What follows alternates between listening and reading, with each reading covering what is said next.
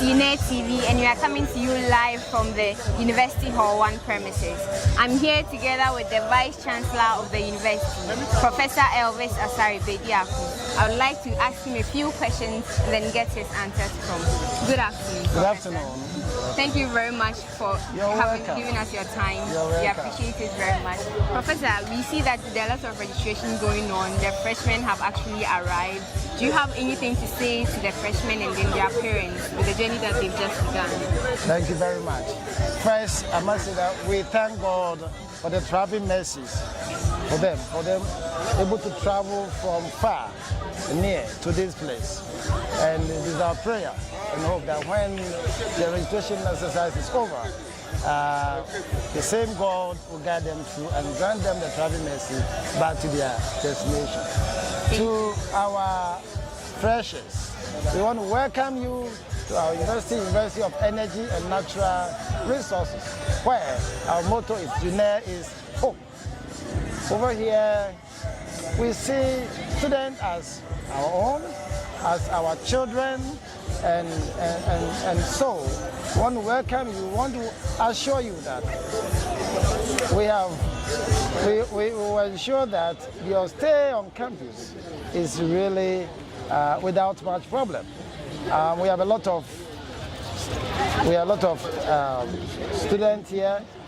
Let me start. We have a lot of staff here. We have also student leaders here who are helping the registration exercise. And the student unions are all around. They are all here to ensure that your registration will go through. You go through smoothly, seamlessly, without much problem. Because we don't want to see you hustling. We don't want to see you struggling. Because it is the family issue that we see. We see you as our own. And therefore, I want all of you to feel at home. Any challenge that any of you is having, please feel free to consult your SLC. We have a Dean of Student Office who is doing fantastic work, and they are able get any information that Hall 1 is embarking on some activity. It could be a whole week celebration. It could be a Kwaba celebration. It could be a sporting activity. Any activity that Hall 1 is involved, all of us are involved. And so we always want all of you to come so that as a big family, we share the joy of being together in University Hall 1. So I'm saying this to also remind all of our members that beginning, God willing, tomorrow, well, we will be able to finish, let's say, the resident students, the registration process of the resident students by close of day today. And so beginning, God willing, tomorrow, we are registering all our non-resident students. And so you have to come to the hall. Let us know where you are living so that we can track you and be able to help you in terms of how to live at those hostels. You are part of our family, and we need to know, as the university, we need to be able to have a data on all of you and be able to trace you wherever you are.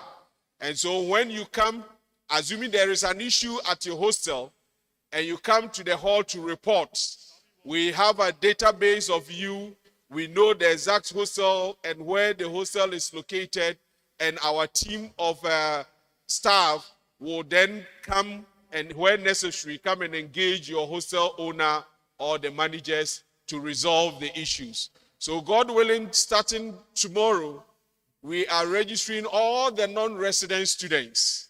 And I'm very sure you have received the text message already that if you are a non-resident, you are paying a token of 100 cedis, a lot of you, and the residents are paying 250 cedis. And we say UNER is home. UNER is home. So you have come home. We are going to talk about financial matters. All the discussion that has gone on. I say,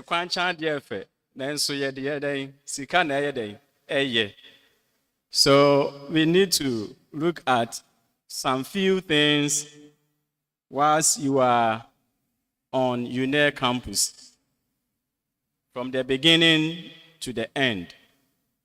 So we'll go through some few things. Wow. It's not coming. Okay. It's not good.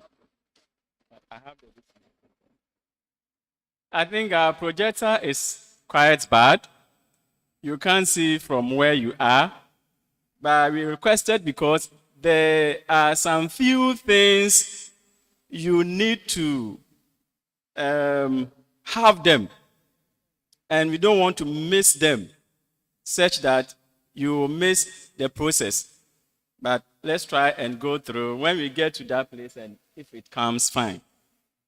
We want to look at the fees, payment requirement, and the procedure. I know most of you here have already gone through payment of your fees, either by yourself or by your parents back home. That is the basis of a fresher.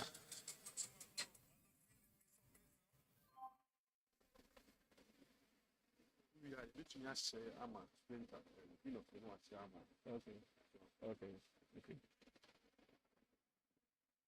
Sorry for that. So,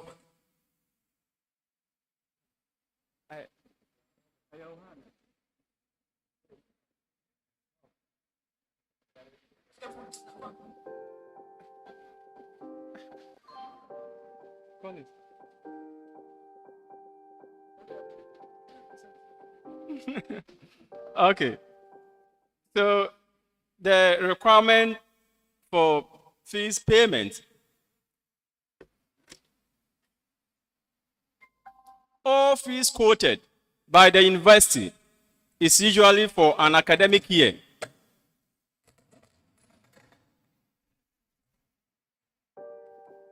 All fees.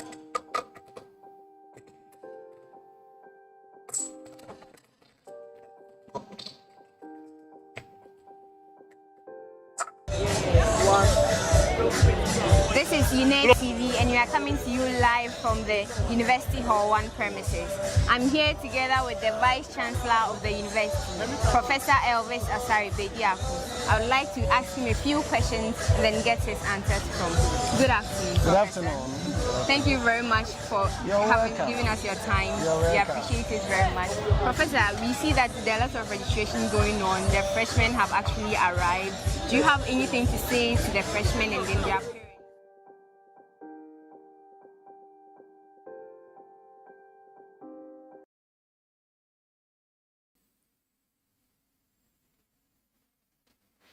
You are always required to pay your fees, usually at a bank the university has given you. When you go to the bank, you always will have to fill a form. And that form is a prescribed form by the banks. Usually, you see fee payment form. Now, you have done so at your first year.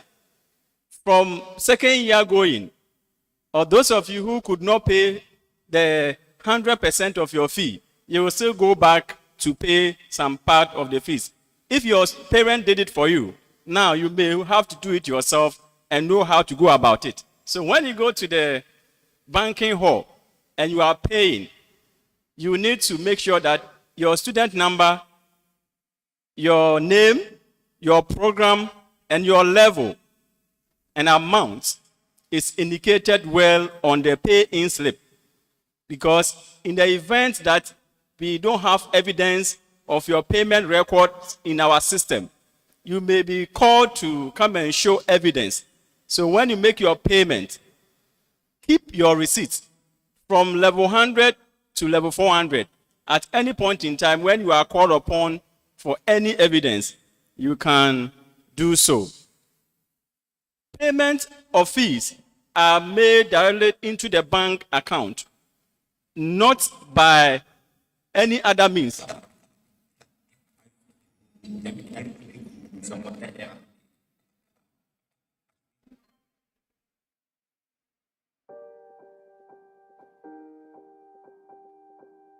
So the announcement.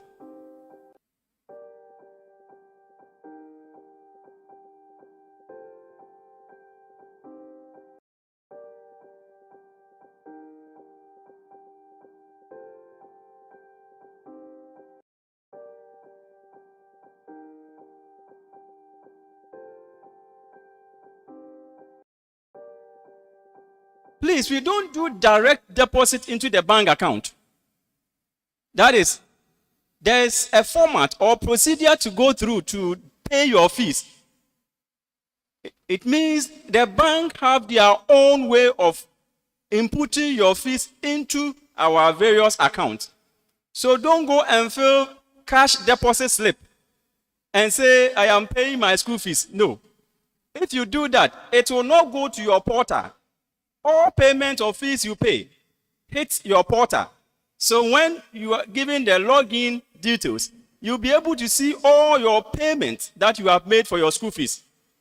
How much you are paid, how much you are still owing, and how much you have in excess as overpayment of fees.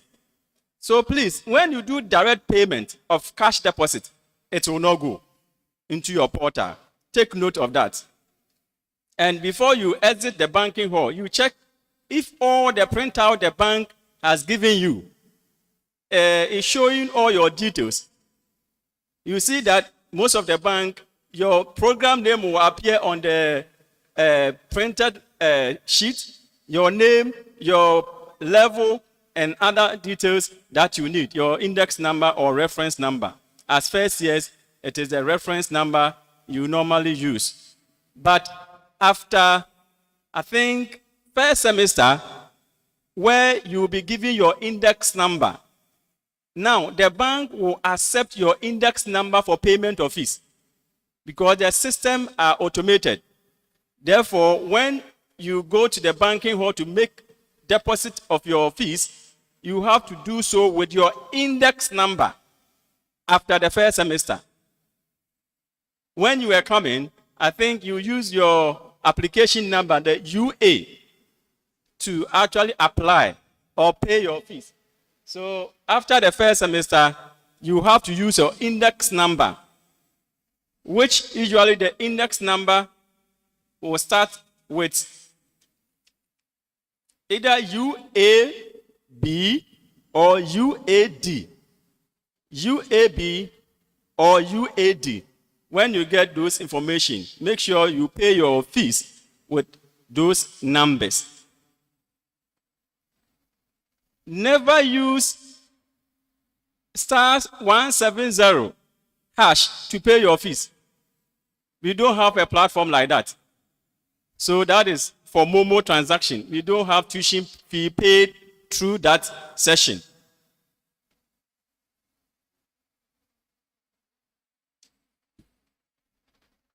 Now, aside going to the bank to make payment of your fees, these banks have given some short code that you can sit at the comfort of your hostel, your hall, or your home before you come back to campus. The banks are saying that now they want to banks. Now when you go there, you will see that the banks are there helping you to pay your fees so that you don't go and queue at the banking hall. Those who have not done so can do so at that place. And from next semester going, you can also go through the same. Our location of finance office may change, and you'll be communicated to in due course. These are the various codes. That is the USSD. If you want to pay your fees and you don't want to go to the banking hall, you can use to pay your fees. This is where I wanted a projector so that you don't miss them. Because if you miss them, when you do the payment, it will not go through. With Prudential Bank, their USSD for payment of school fees. Take note, we have payment of tuition fee and we have payment of other academic services fee. And take note of this. These codes are for payment of tuition fee. Okay. Prudential Bank, *772* 47#. *772# *47#. That is for Prudential Bank. If you want to pay your fees through Prudential Bank, once you have the money on your Momo, I think you can use this code to pay through Prudential Bank. CBG, Consolidated Bank, star 924 star 200 star 30 hash. CBG, Consolidated Bank, star 924 star 200 star 30 hash. Consolidated Bank. Fidelity Bank, star 776 star 123 hash. Fidelity Bank, star 776 star 123 hash for Fidelity Bank. GCB, Ghana Commercial Bank, star 422 star 194 hash. Star 422 star 194 hash. That is for Commercial Bank. Omni Basic, they are yet to give us their code. In due course, we will give you the code for payment of tuition fee for Omni Basic. So these are the codes, short codes, USSD, for payment of tuition fee. Please take note. Tuition fee. Subsequently, if you go to the banking hall, you can do so, or you can use this medium to be paying your school fees.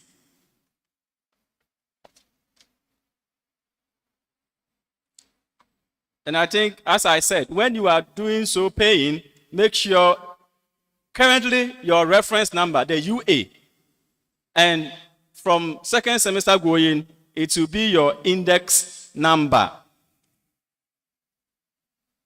Now, before you can register your courses, as a lawyer said, you need to pay the required amount of your fees.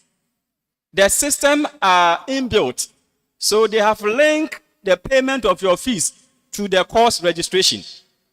If you don't register for a course for a semester, it means that you are not doing the program or the course. So every semester, you are asked to register your courses. Every semester. So for first years, because most of you have fully paid your fees 100%, when the system is open for registration, go to the portal and register your courses. Don't say, I have finished paying my school fees, therefore I have registered. No. Course registration is different from paying of the fees, even though they are linked. So take note. When you go to your departmental sessions too, they will inform you about that.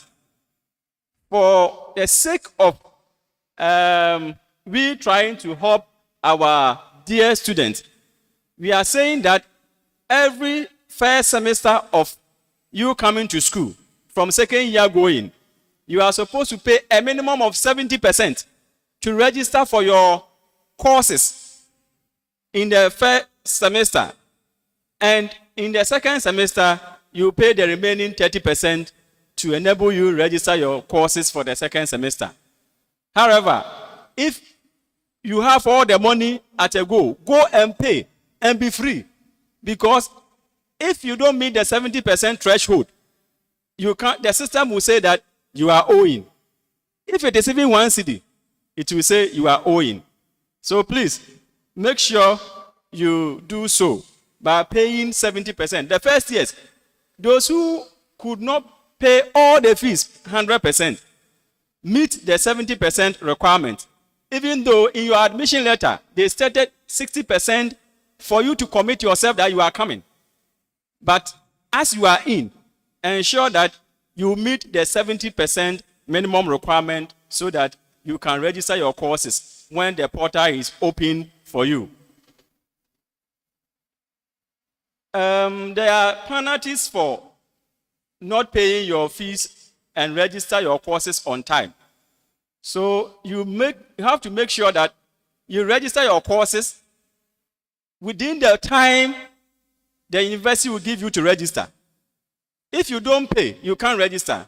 So make sure you pay and register on time to avoid a penalty of 200 cedis for every window they give you to register your courses.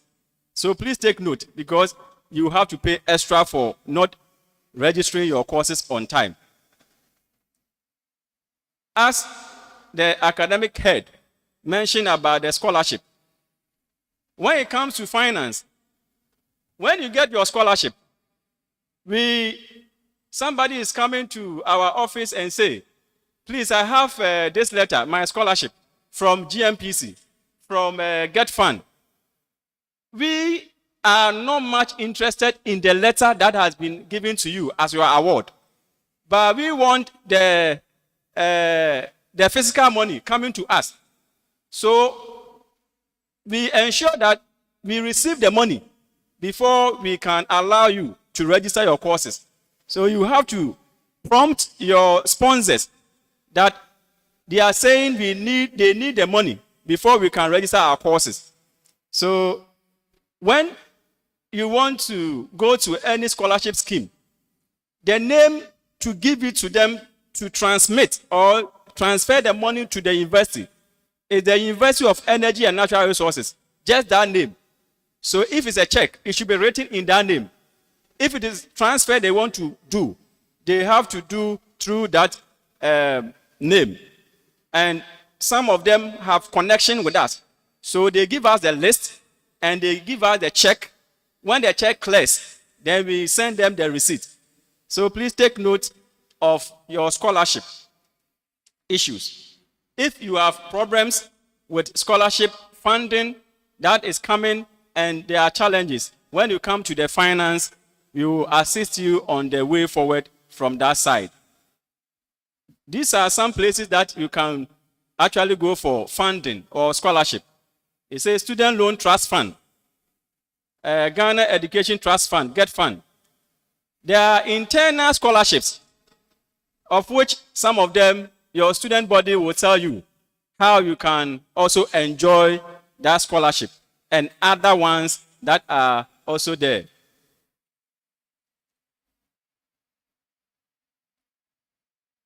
In case you pay your fees in excess and you need what we call refund, this is what you should do. We don't refund admission fee.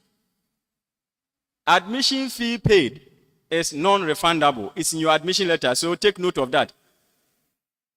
Do not request refund of your amount if you know that you did not pay yourself, because you may go to your portal. When they give you access to your portal, you go there, you see that you have some amount in your portal that is in excess of what you are paid. You need to come for us to check where the money came from. You cannot just, based on that, request for refund of your fee. No. And most of the times, those who get scholarship, because your scholarship sometimes do not come early, don't base on that to say that I have scholarship, so I am going to register my courses. No. If your funding is not coming on time, you need to rather look for money and go and pay your fees. When the scholarship funding comes, then we are able to credit your account. You will see it in your portal. That is where you can request for refund of excess fees paid, with justification that you had a scholarship, you paid your fees earlier, and now you want a request of your excess fees that have been overpaid. Or you maintain that in your student portal. It will not go anywhere. It will be in your portal, and later you can use it to pay your subsequent year fee, so that you'll be free from any unwanted issues that you may face. If you have challenges with your student account, please, the Finance Directorate is there to assist you. With this phone number, you take it, either you send SMS or you WhatsApp only. SMS or WhatsApp only. MTN 05 0257 307482. MTN 0257 307482 or 0257 476521. 0257 476521. Telecell 020 40 49 538. 020 40 49 538. So if you have issue with your student account portal, just connect to us and we will be able to assist you through either SMS or WhatsApp. And don't repeat your messages. If it goes, you wait, you will get a response to that. And you can check your portal for those matters you have asked that we should address for you. When they are done, you see them in your student portal. That is the financial side.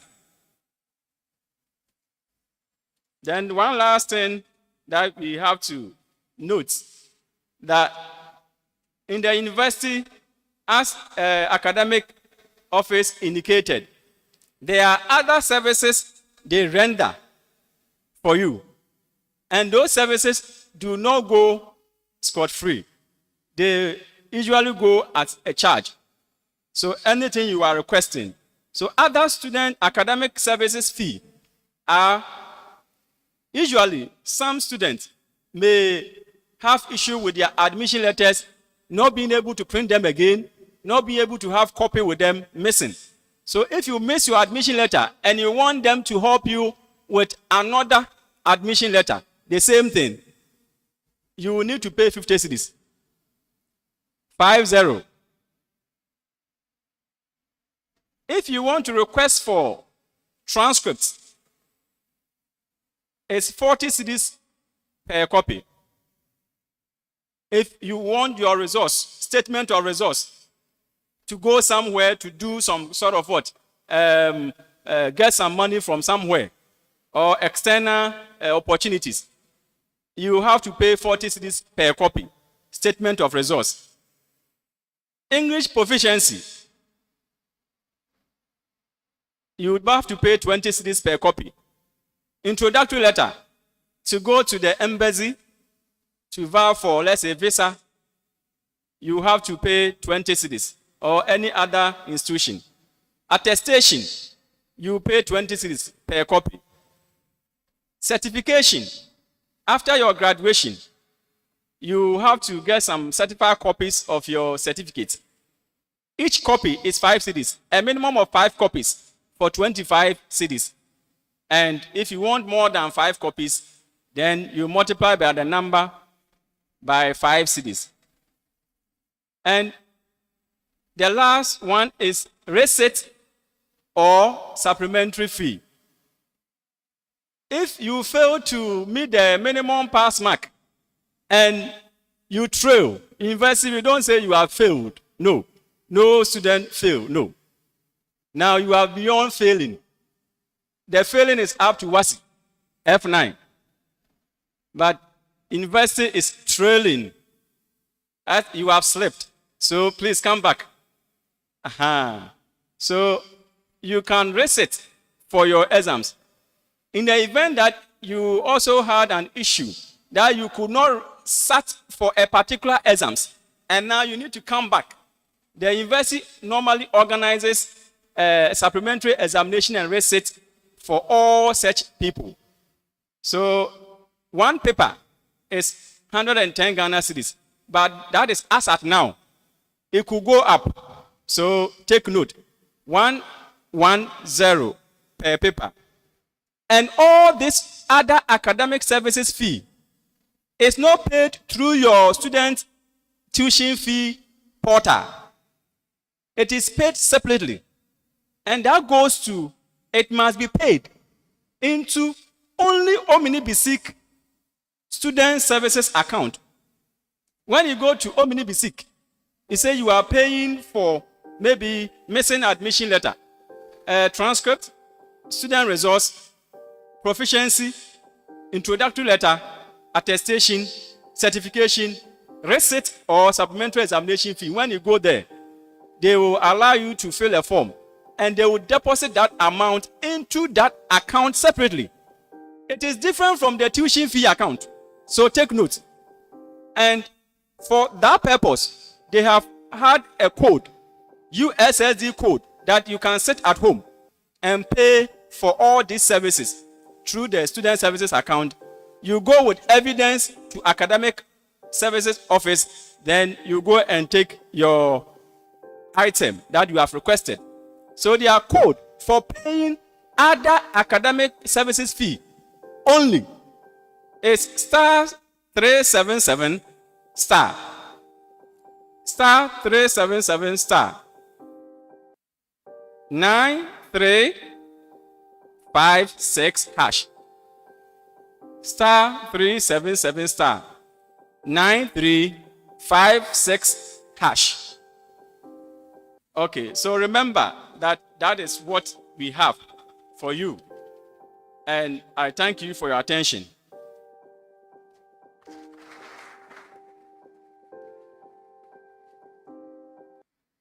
Thank you very much, Dr. Sari, for walking us through some basics in the financial matters of the university as freshers. If you have any challenge, you go to the finance directorate, they will help you. If you have any challenge, you go to the academics office, they will help you.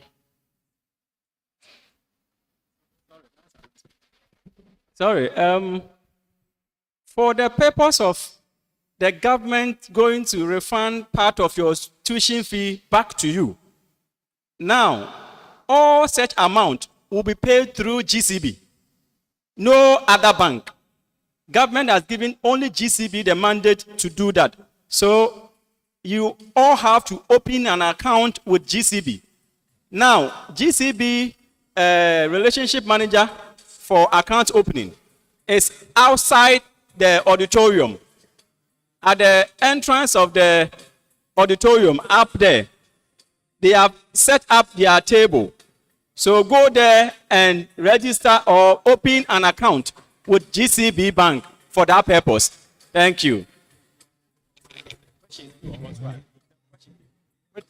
What do time in?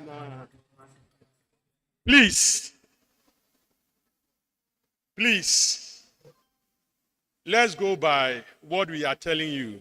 Put off your Bluetooth. These things that we are talking about, if you don't take them serious, tomorrow you come and queue in front of the office, spend your lecture time looking for clarification. So it is important you listen to what we are telling you now. Put off your Bluetooth and listen to what we are talking about. Thank you very much. We have been sitting down for a very long time, and our Falcons are hanging around to entertain us just for 5 minutes so that they pave the way for the Dean of Students to come and talk to us. So the Falcons, where are you? You have 5 minutes. Prepare the way for the Dean of Students. Thank you.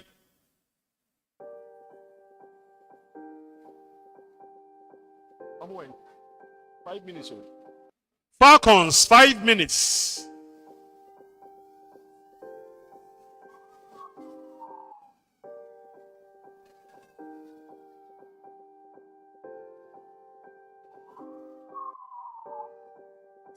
This is a musical interlude from the Falcons, Hall 2.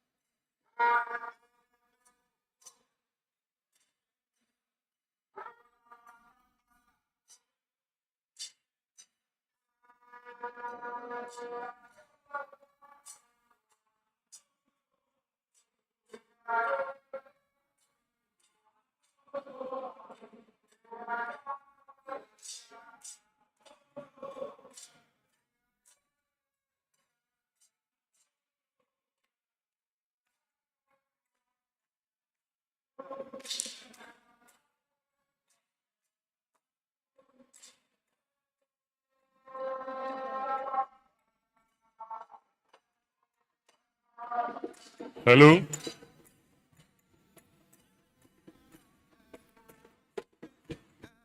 Give us this day our daily, hey, our Father, hey, hallowed be thy name, thy kingdom come, thy will be done on earth. Hey, oni eku, oni eba, da, ya mi yo, hey, oni eku, oni eba, da.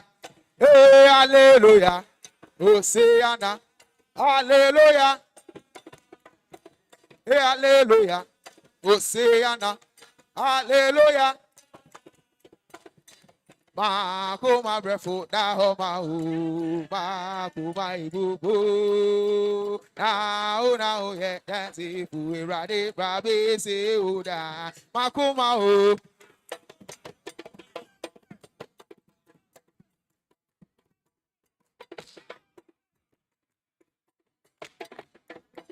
Irade obona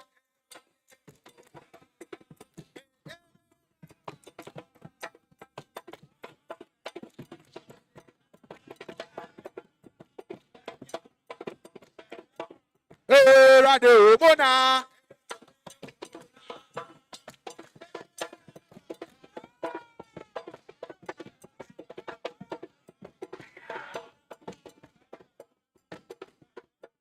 oh tire yo oh tire ore ah kebe biara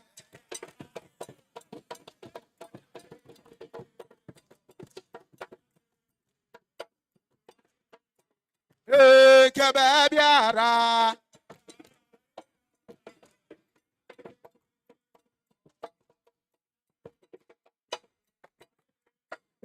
aye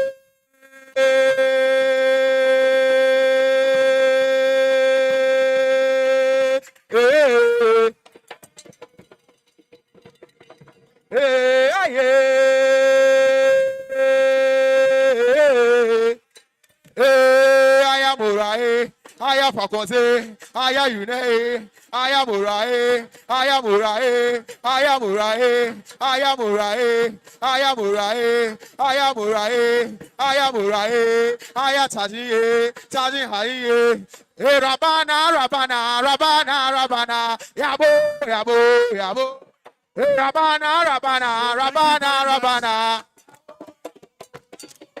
Rabana, Betty Kili, Yabo. Yaba. Yaba. Yaba.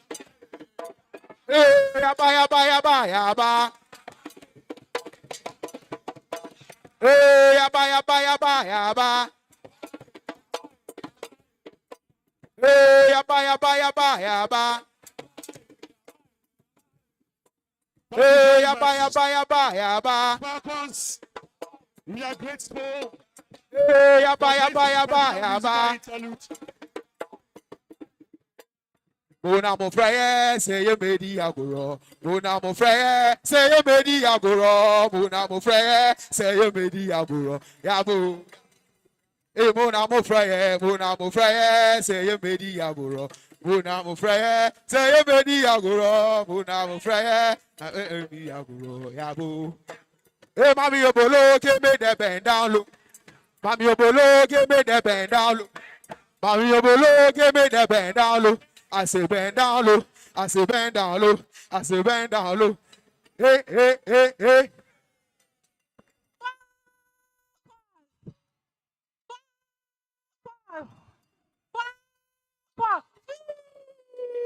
Thank you, guys.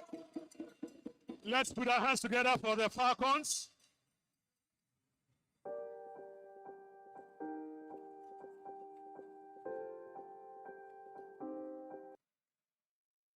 It is time to listen to the students on your responsibility as a junior member on campus. You know, in the university, we have the junior members, we have the junior staff, we have the senior staff and senior members. You are part of the junior member category and you have responsibilities. You have a father called the Dean of Students. It is time for him to brief you on your responsibilities and the channels of communication on campus for all junior members. With a round of applause, let's welcome the Dean of Students, Professor Simon Abugri.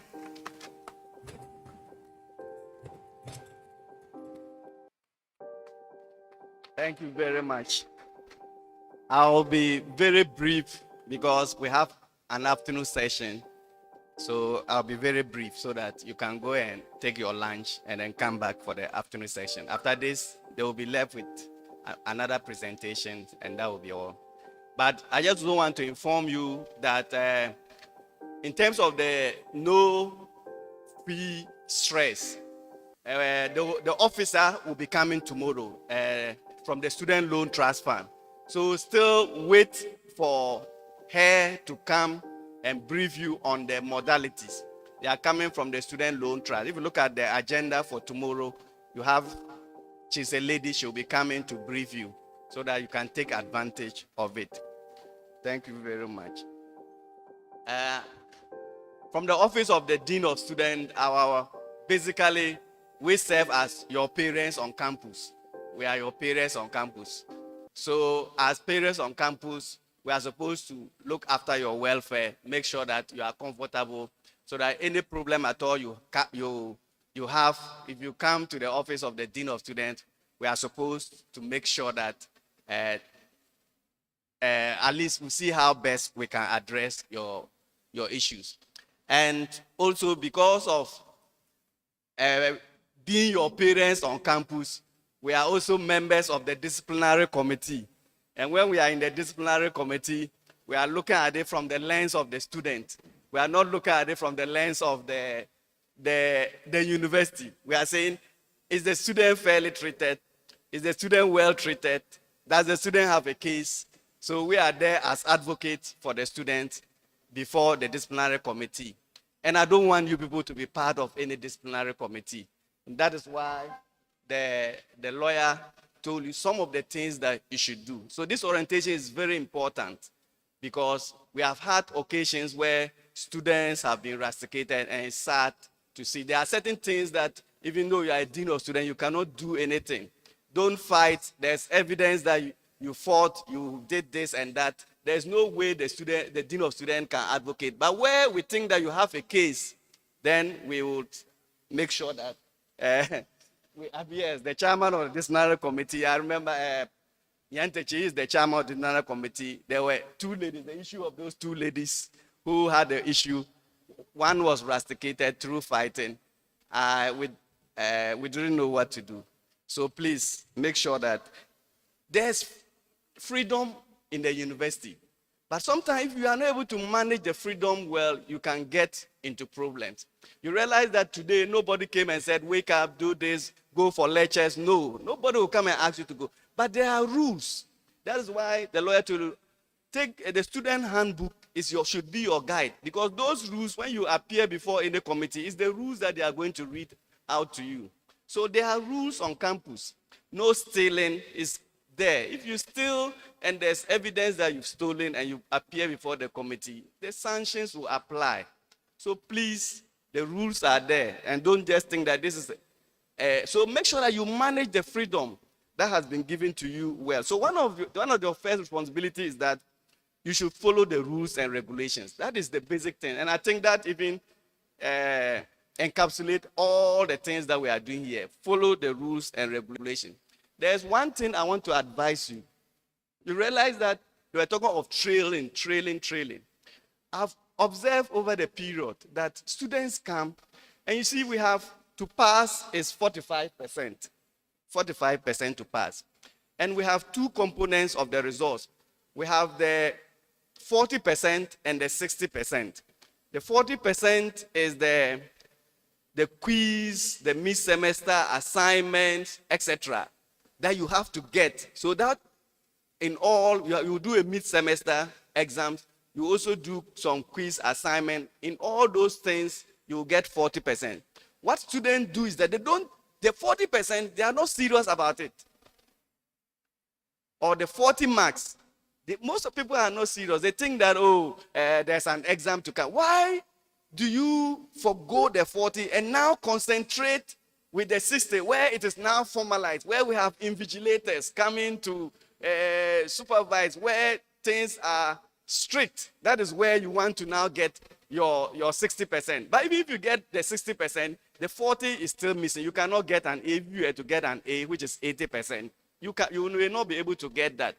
And for those who would not just want to, but for those who may have problems or maybe something and they are seeking or getting 45%, assuming during the quiz and the rest you got 30, you only need 15 marks to pass.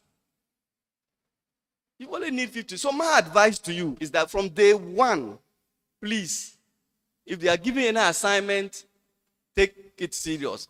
If you are giving any group work, take it serious.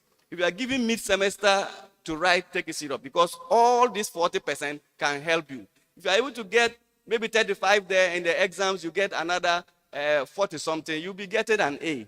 So that is my advice to you. And then make sure that you also behave well and manage your time well. Take good care of your health too. It's very important to take good care of your health. You are from different areas and the rest, and your health is also important. So take good care of your health, and the head of security will be around tomorrow to brief you on some security things. But make sure that you don't go roaming at odd hours. Odd hours. People can take your phones from you, and then in some cases, they may even injure. So at odd hours, but I'll leave that to the head of security. In terms of communication, if you have any, because the university is a larger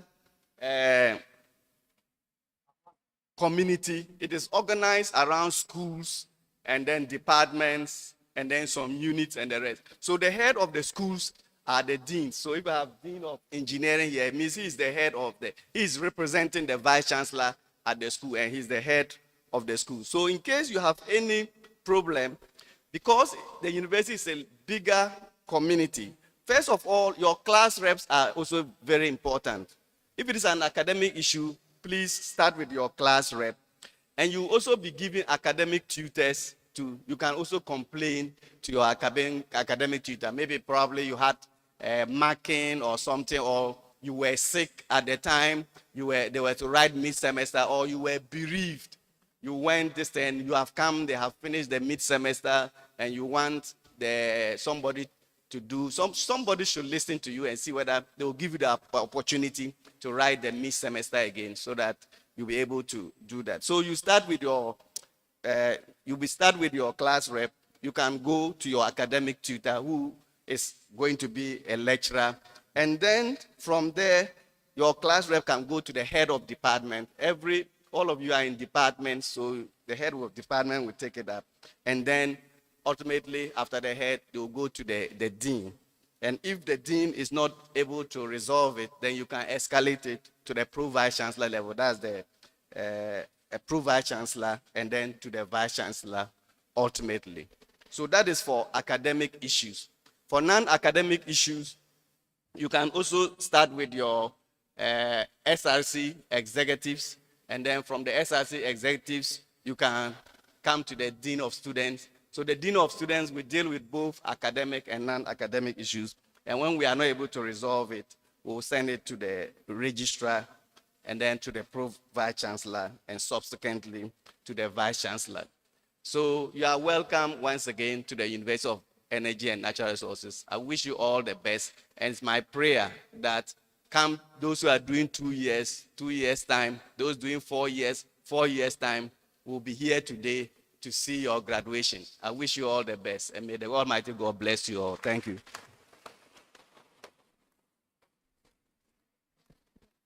Thank you, Professor Simon Abugri, for talking to us about our responsibilities and the channels of communication. The last presentation is about how you can navigate yourself at the university library. We have a lot of libraries on campus, and we have a group of young men from the library to help us know how to navigate ourselves when we get in there. As part of the team, we have Mr. Ebenezer Amoatremi, we have Mr. John Adamba, and Mr. Godfrey Yeboah. Shall we welcome them to the podium for the next 15 minutes to talk to us about how to work our way through in the library? Thank you, Reverend. Thank you, Prof. Chair, for the opportunity. I want to humbly acknowledge the presence of the Dean of Students and then our various heads for the opportunity as well. My name is Ebenezer. I'm here on behalf of my boss, who happens to be the University Librarian, Dr. Miriam Linda Akireri. I'll be very brief because of our time. And I'll humbly ask that you pay attention to me with regards to the things I'm going to share with you. I think when our Dean of Students was speaking, he spoke about the fact that sometimes you see people trailing a lot when they come to school like this. Now, as a student, one of the things you have to do to be able to pass and pass successfully is to have a connection with the library. The reason being that all the resources you will be needing for your academic work, we are here to assist in order to help you pass.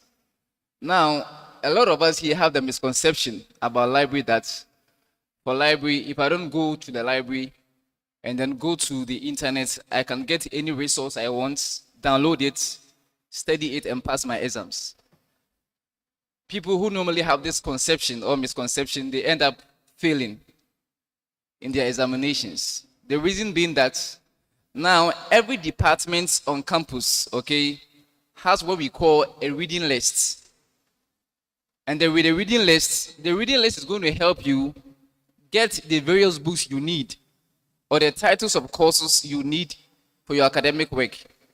So just imagine as a student, you don't have the reading list. And then you go online, download any material whatsoever, study it, and write an exam. You are likely going to fail. And so that is where we exist as a library. We are in connection with various departments on campus to get the reading list, and we procure materials based on the reading list we get from the department. So I'll humbly ask that as you are here, please get in touch with the library so that you can get books to study. Now, we have 5 libraries in all, okay? We have 4 libraries on this very campus, and then we have 1 library at the Doma campus. With the various libraries we have on campus, we have the main library, which is adjacent the administration. So those of you who might have gone to the administration, before you get to the administration, there is a building on your right, a very huge building like that. That is the main library. And then we have the old library. The old library is opposite the old auditorium. The old library is opposite the old auditorium. And then we have Hall 1 library. Those of us here who are in Hall 1, we have a library at Hall 1. There is a basement at Hall 1. When you go there, there is a library there. And then we have RCs. RCs too has a library. RCs is just the building you see across the street over here. We also have a library there. And those of us in Hall 2, it is not the library, but it is a reading room. We have a reading room for you where you could go there and study. Now, as a library, we have services we render. Okay, for the sake of time, I'm just going to mention a few so that when we have the departmental orientations, you could just talk about some of them. The most important ones I'm going to share with you, which you will need, has to do with what we call our lending services. Now, the lending service is a service we render to students where you can borrow a book from the library. So, for instance, you've been given an assignment or a group work. You need a book for that assignment or group work. You can come to the library and borrow. But you can only borrow when you register with the library. I understand as freshmen, we don't have ID cards. And so please, I would humbly advise that when you are coming to the library to register with us, please come with your admission letter, okay? That is going to prove that indeed you are a student of UNER. So when you come with your admission letter, you register with us so that as at when you need a material, a reading material, you could just come to the library and borrow. Now, when you borrow a book from us, you have a period of 2 weeks, okay? A period of 2 weeks. After the 2 weeks, if you fail to submit the book, you'll be paying a penalty. And each day is 1 cedi. So if you keep the book with you for 30 days, you can do the calculation yourself. So in order not for you to go through any stress, we advise that when you borrow a book from us, please right after the 2 weeks, present the book.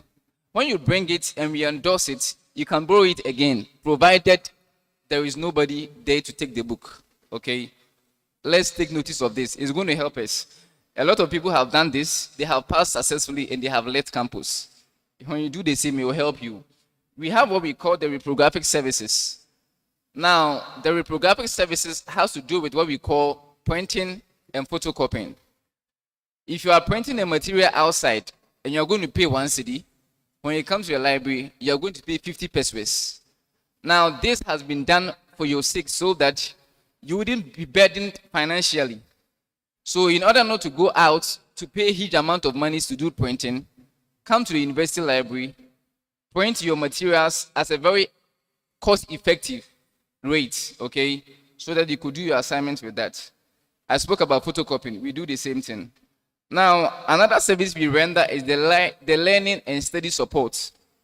Now, mostly we realize that a lot of students don't come to a library to study, okay? You find them sitting under the trees and all that, studying and all that. It is not a bad idea, it is good. But once the institution has provided a conducive environment with air conditioning and all that for you to study, I don't really see the need why you want to sit under the tree to be bitten by mosquitoes. And at the end of the day, if you have to write exams, you end up getting malaria. So you humbly advise that you come to the library, make use of the resources we have. The space is for you. Come and sit. There is air conditioning. There are fans available. You wouldn't be bitten by mosquitoes or whatsoever. You study. At the end of the day, you pass your exams. So that is the study and the learning support. And we have what we call the reference services. Now, with the reference services, assuming you don't have any understanding with regards to library, okay? When you come to your library, we have a resource person who is going to help you understand what we do as a library, post access. So those of us who are not in Hall 1 and Hall 2, you could be in the comforts of your hostel, okay? And then you need the material online. Now, you can get the material online through the e-resources.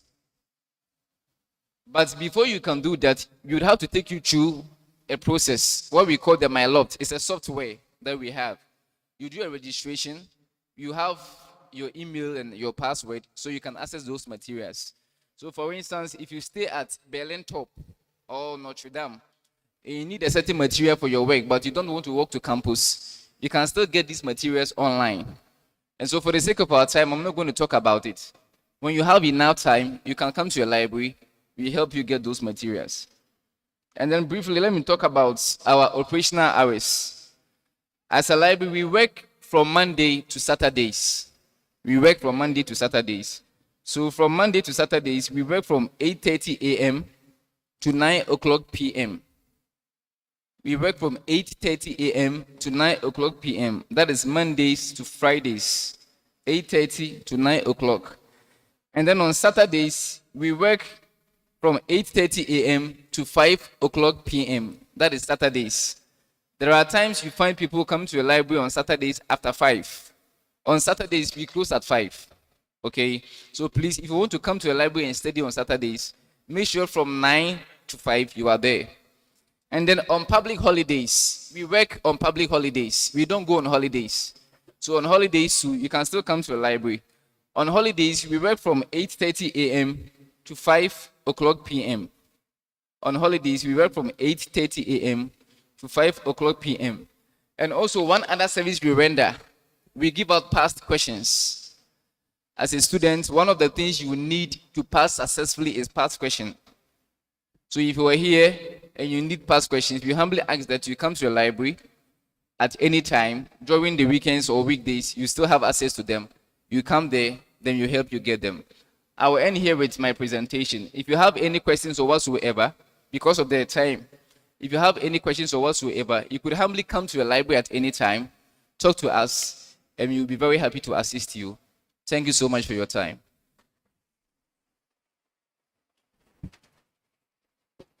Thank you very much, Eben, for walking us through the processes that we need to go through to assess books, journals, past questions to help us pass our exams.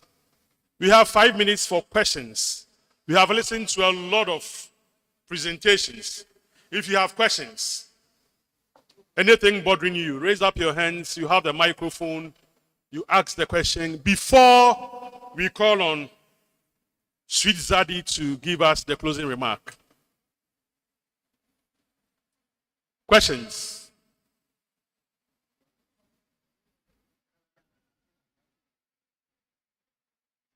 If you have questions, this is the time. Make sure that you fill the attendance sheet. You write your name. Where are the microphones? There are hands somewhere here. Write your name, your senior high school. If you have a question, come to the red carpet, please. Move to the red carpet. Good. So you write your name, your senior high school, your telephone number, and the program that you're offering here. All right. So go ahead. Please, my question is, are there requirements for matriculation? 2, when lawyer was speaking, he said, we can't throw a bro or we can't fight on campus. And I'm asking, what about self-defense? Again, can we send smartwatches to exams room? Again, would we face disciplinary committee for committing academic offense? Example, refusing to make reference to an author of a quote. How do we apply for names rectifications? And again, can we apply for the no fee stress when we have paid your fees not in full? Thank you. Thank you very much. Can you go over your questions again? Go over your questions again. You have a lot of questions. As for the no stress fees, you are in first year, a fresher, so you qualify to apply. So go to the exams, the academics, they will help you out. But lawyer is here, he will help you with the others. So go over your questions. My first question is, are there requirements for matriculation? Okay, go ahead. 2, lawyer said we can't throw a blow or we can't fight on campus. And I'm asking, what about self-defense? Okay. Again, can we send smartwatches to exams room? No. Okay. Would you face disciplinary committee for committing academic offense, specifically refusing to make references to an author of a quote? Okay. Then again, how do we apply for names rectification? Names. Rectification. Let's say, okay. Yeah. And then about the stress-free you talked about, I was asking, can you apply for the forms when you have paid half of the fees? Okay. Thank you. Thank you. The next person. Okay. My question is, if you have been given a program and you wish to change it, can you do that? Okay. The last person. Please, my question is that about the stress fee. I was told that I cannot apply because the institution has not uploaded my information. So I want to know the timeline that the institution will do that. Okay. And about the excess of payment. Can it be deducted from my next academic year or unless refund? Okay. Thank you. For the excess payments, there's another person. For the excess payments, if you see that in your portal, go to the finance directorates and tell them what you want to do with it. If you want them to bill it up, push it to the next semester or next academic year, they will do that for you. If you want your money, they will do that for you. But you have to put it in writing. You have to apply. Yeah. Thank you. Yes, the last person. All right. Thank you. Please, my question is that when you finish your level 100 or maybe any of the levels, can you take a transfer to a different school or even leave the country to go and continue? And if yes, can you get any document to show that yes, you have completed maybe level 100 or any level in this school? So you mean transfer from one university to the other? Yeah, or even leave the country. Or outside the country? Yeah. Okay, thank you. Lawyer will respond to that. All right, lawyer.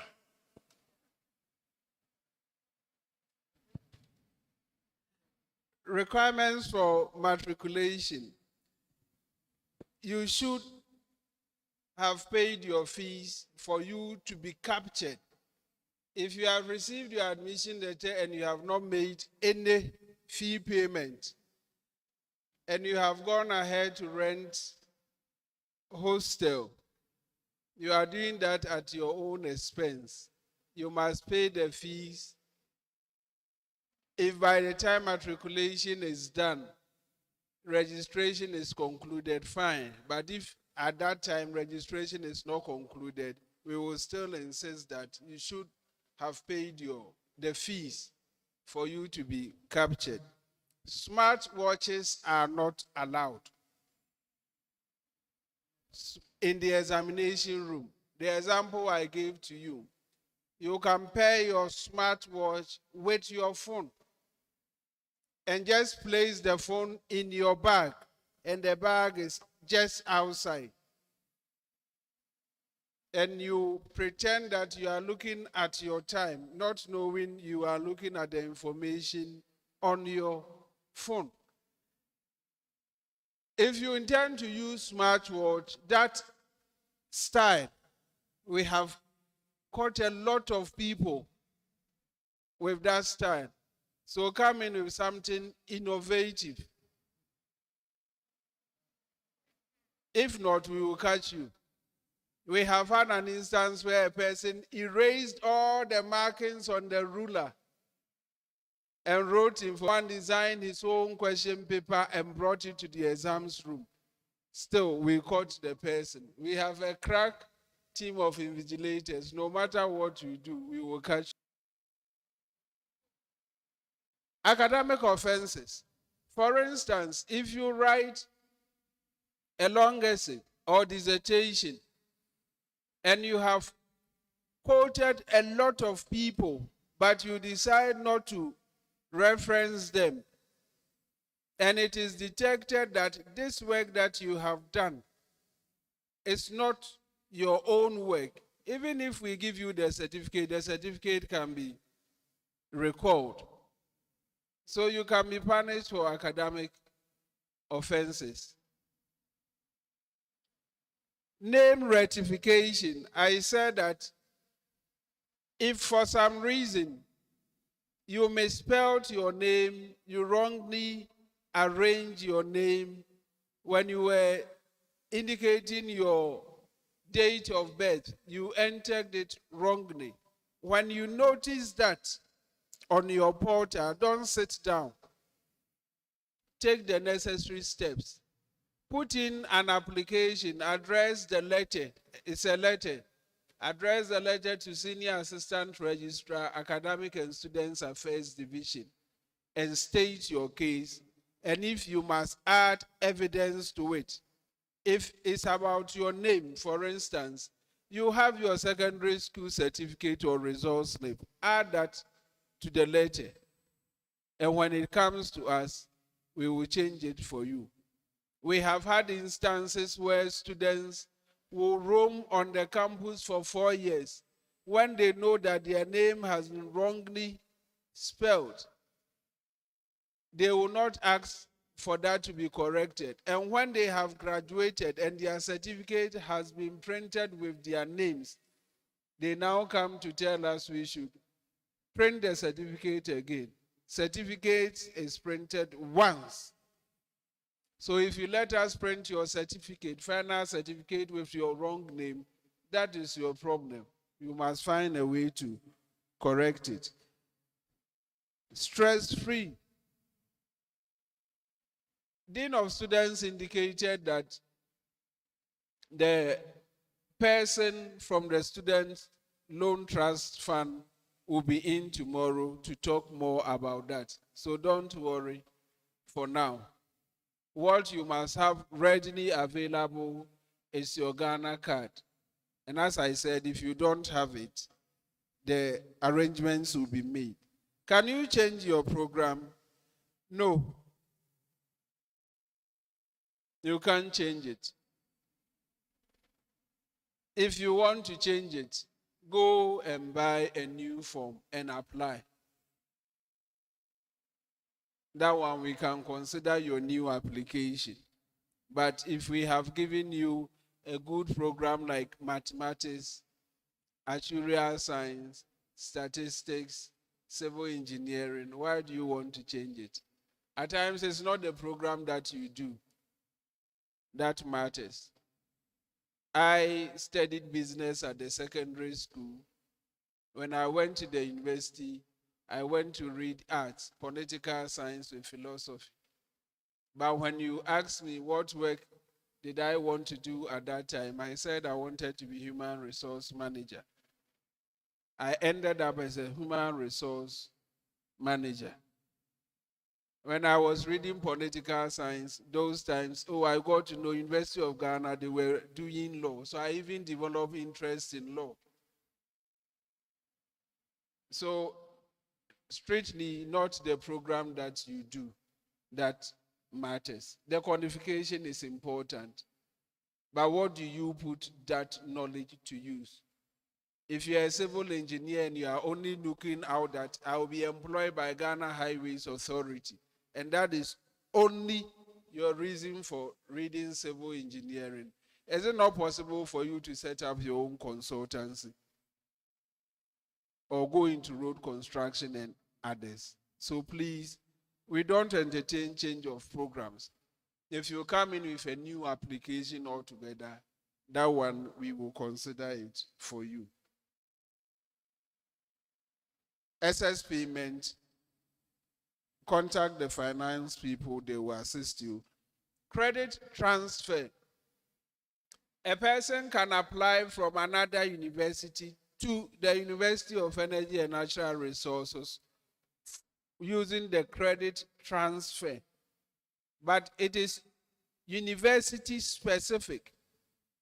For instance, if KNUSC does not use credit transfer, then it will be difficult for you to say, I am moving from UNER with the courses that I have done, with the grades that I have obtained, to go to KNUST. They must have a policy on that before they can entertain credit transfer. Some of our programs, we have some programs is 2+2. You do 2 years here, you do 2 years outside the country. If you happen to find yourself in that program, fine. You do part here, you do part outside. So credit transfer is institutional specific. When the institution allows that, then that can be done for you.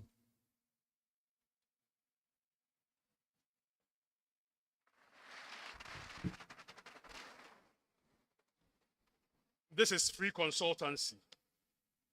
So soon we have come to the end of this morning's session. And before we move out, the chairperson for this session will give us his closing remark. I understand his preferred name, apart from the engineer professor, is Sweet Zaddy. Sweet Zaddy. So those doing engineering, you meet the name when you get to the school. So his preferred name is Sweet Zaddy. Shall we welcome engineer professor Emmanuel Nyantechi to give us his closing remarks.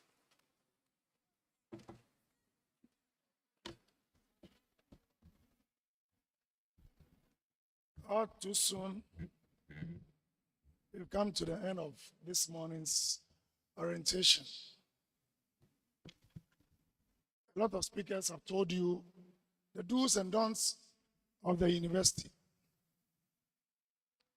Take your studies seriously, as I said in my intro. You are here to pursue academic excellence. So study, that's why you are here. Make sure you form study groups, 3 or 4 or 5 in a group. You go for lectures. After that, then you meet somewhere else. You go through the lectures. Then, if you have some past questions from the library, as the librarian said, you go through the past questions and see whether what was taught in the lecture room you really understand. Again, this is a university. You are not kids. So some of you want to be in a relationship. But let me advise you as the chairman of the disciplinary committee. Some of you do so many things. And let me give you a typical example. We had a case where a lady, the parents have rented for her, and she's decided to cohabit with a boyfriend. And the lady, instead of attending lectures, will be cooking, washing, doing all the stuff. On top of that, the boy has been abusing the lady, beating her. The case came to us. Please, you are here to learn, not to do what married couples do. Please. And a host of them, most of them have been dismissed. If your case comes to us on merit, we go through it and you deserve to be dismissed, we will do it. So please, you are here to learn. Make sure at the end of the 4 years, you don't waste your parents' resources. School fees alone is not easy. Hostel fees, and then monthly or weekly stipends. Some of you, your parents give you every week. So why can't you learn? But there are so many things outside when you finish school. Don't let somebody waste your time. Help me to finish my course. Then when they finish, they will dump you and go in for somebody else. You should respect yourselves and make sure you do what is right. If you fail 3 or 4 or whatever at the end of the semester and a year, we will sack you if your GPA is less than 1. So please, you have an arduous task ahead of you. Make sure you are here to be counted 2 years time or 4 years time, depending on whether you are doing what, diploma or degree. As I said, UNER is home. We are here to give you the best of tertiary education. Take all the things that have been said, and I hope that with God on your side, you will sail through the 8 semesters or the 4 years or the 2 years successfully. On that note, on behalf of the Vice Chancellor, I want to welcome you officially to the university and wish you all the best in your endeavors. Thank you, and may God bless you.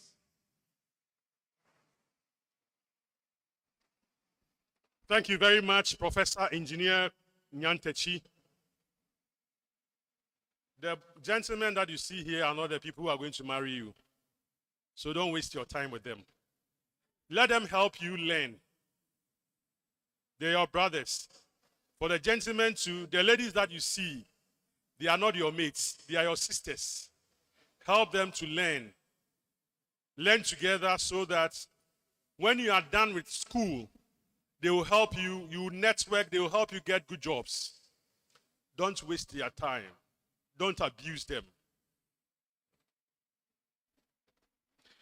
The afternoon session will begin at exactly 1:55 p.m. We are breaking for lunch. And at 1:55, we'll come back.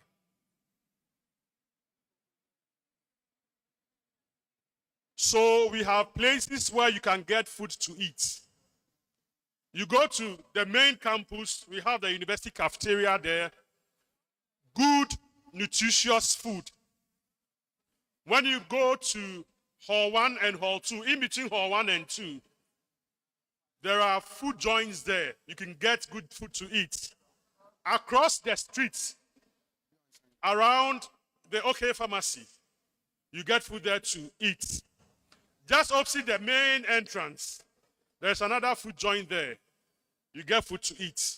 Feel free, drink soup, eat jollof, fried rice, whatever you want to eat, and get set for the afternoon session. The afternoon session will begin at exactly 1:55 p.m. Please don't go out. Please don't leave. Let's show respect to the people on the days. They will leave before you leave. Those up here will leave before you leave. So let's be upstanding. Whenever you get any as we information respect that Hall 1 is embarking on some activity, it could be a whole week celebration, it could be a Kwaba celebration, it could be a sporting activity, any activity that Hall 1 is involved, all of us are involved. And so we always want all of you to come so that as a big family, we share the joy of being together in University Hall 1. So I'm saying this to also remind all of our members that beginning, God willing, tomorrow, well, we will be able to finish, let's say, the resident students, the registration process of the resident students by close of day today. And so beginning, God willing, tomorrow, we are registering all our non-resident students. And so you have to come to the hall.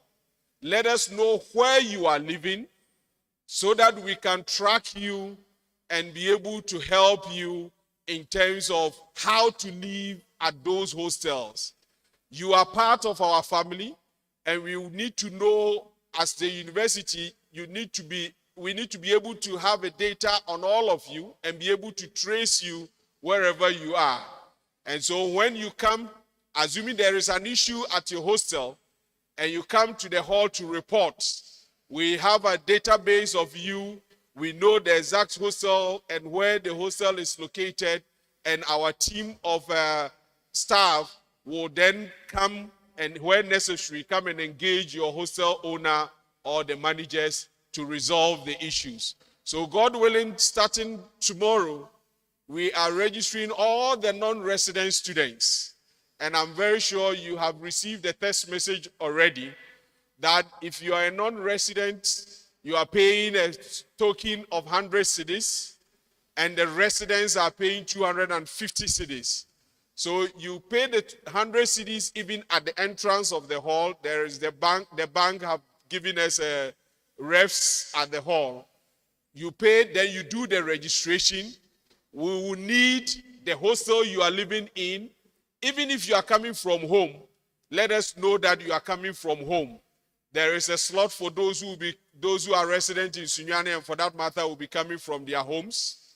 We have a slot for those people. We have slot for even if you are living in a homestel. There is the possibility of picking the homestel's location. What I mean is the GPS location of the homestel. We will take all those information and then we get a proper database of the student base of the University Hall 1. So that whenever we are having any activity, we know where our students are and how to actually reach out to them. And whenever there is any information that you need to also bring to the hall, once you visit, we have a location where you are and where we can actually go and help you. So the registration, as I said, for the non-residents begin, God willing, tomorrow. And it will come with all the things that the people inside are enjoying. If they are taking t-shirts, you will get. If they are taking books, you also have to take. So everybody who is a Hall 1 member, both resident and non-resident, will get anything at all that we are sharing to our members. So as I said, God willing, tomorrow, let's come to the hall during the breaks of the orientation. So we're starting tomorrow all the way to Friday. And then there will be a program to welcome all our members well as Hall 1 members. And those programs will also be announced at the right time. So whenever you see any flyer inviting you to be part of our activity, our welcome activity, please know that you are part of the family. It doesn't matter where you are living. You are part of our big family of Kumbis. Come and let's enjoy the life in Kumbi. The hall is managed by a big team, not only myself. We have the hall council that comprises about 5 people, myself being the hall master, supported by Mr. Enrique Sando, who is the vice hall master. Unfortunately, they are not here with me. Miss Pella Fria Mankwa is here. So Pearl will show she is the senior hall tutor. Then Reverend Dr. Ben Dakwa Samoa is the vice senior hall tutor, and Dr. Anthony Bedu is a hall tutor. So a big family comprising people of different backgrounds. We have chemists, we have planets, we have mathematicians. When it comes to the social aspect, we have reverend ministers, we have all the people that you need to be a family. So it's a big family with these 5 people as our heads, and we are helping you at the hall. Aside our big team, we also have 9 very able hall assistants. We call them the hall assistants. They are the immediate people that you meet when you enter the hall. The office to your left, the glass office to your left, is where the hall assistants are. That is where those who are resident pick their keys, lodge complaints, and every other thing. And if you are non-resident, that is the same place you can also lodge your complaints. So whenever there is any issue happening at your hostel and you need to actually lodge a complaint at the hall, you come, enter the hall, then you talk to the men and women in that office to your left. You would have the inscription over the hall assistant's office. So that is where you are to lodge your complaints. Then, aside that, I was expecting my hall leadership here, the JCRC. I saw the president around. My man, if you're around, kindly walk through and let my big family have a feel of you. It's a very competent family led by Bright Ejri as the president. He is the gentleman working with the 3 men, the one leading the team. So Bright Ejri is the hall president. Bani Regan Kwajo is the one in smoke, and he is the vice president. Then Ousu Riches, the general secretary, is the fair gentleman with them. Then we have the finance, Ochridako Kenneth, Apia Benedict, the organizer, and Karl Marx Aisala, the intercom. That is the 6-member hall executive that who are going to lead you as student leaders. So I will entreat all our family members. When I say family members, I'm talking about Hall 1 members. Come whenever we call on you to be part of our activities. It could be a sporting activity. It could be any other activity in a contest that we need our team. Please, you are part of us. So come and let's be the family that we are. I've been signaled 5 minutes, but what I would want to say is that every activity in the hall is geared towards giving you a conducive environment to learn. And we expect same at the hostels. So because we are not the direct managers of the hostels, that is why we have affiliated all of you to the halls. So that if there is anything that is happening in your hostel that is not giving you that atmosphere to be able to go through your academics well, we come in and engage the leadership over there so that we bring you to a point where you will be comfortable to study. In the halls, that is exactly what we are creating over there. We have the study rooms, we have all the things. At the right time, we will meet as a family inside our hall and then have a detailed discussion about the rules and the rules of engagement, the do's and don'ts of the halls.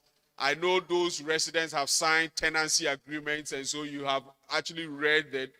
But we will meet, explain why we are called Kumbis, why our colors are black and gold. We will meet and discuss everything that you need to know. We will learn our hall anthem so that anytime we meet, we will also sing our anthem just like the UNER anthem was played. So please, I'm inviting you all in advance to the Akwaba of University Hall 1. It will be shared on a flyer at the right time by the hall leaders. And so when you meet the flyers, come. Our brothers from Hall 2, we will also invite you to come and have a feel of the real hall in the university. There are two, or one, the Hall 1 and the other one. Those people there, those behind Hall 1, we don't know them. All we know is hall, and the Hall 1 is the hall. And so we will invite you to come and feel what the hall is. Is that okay? So Kumbis, we respond power. So Kumbis, power. Kumbis, power. Kumbis, power to inspire the future. So we are giving you an environment that inspires your future. God willing, at the right time, we meet at our hall and have a family discussion. Thank you very much.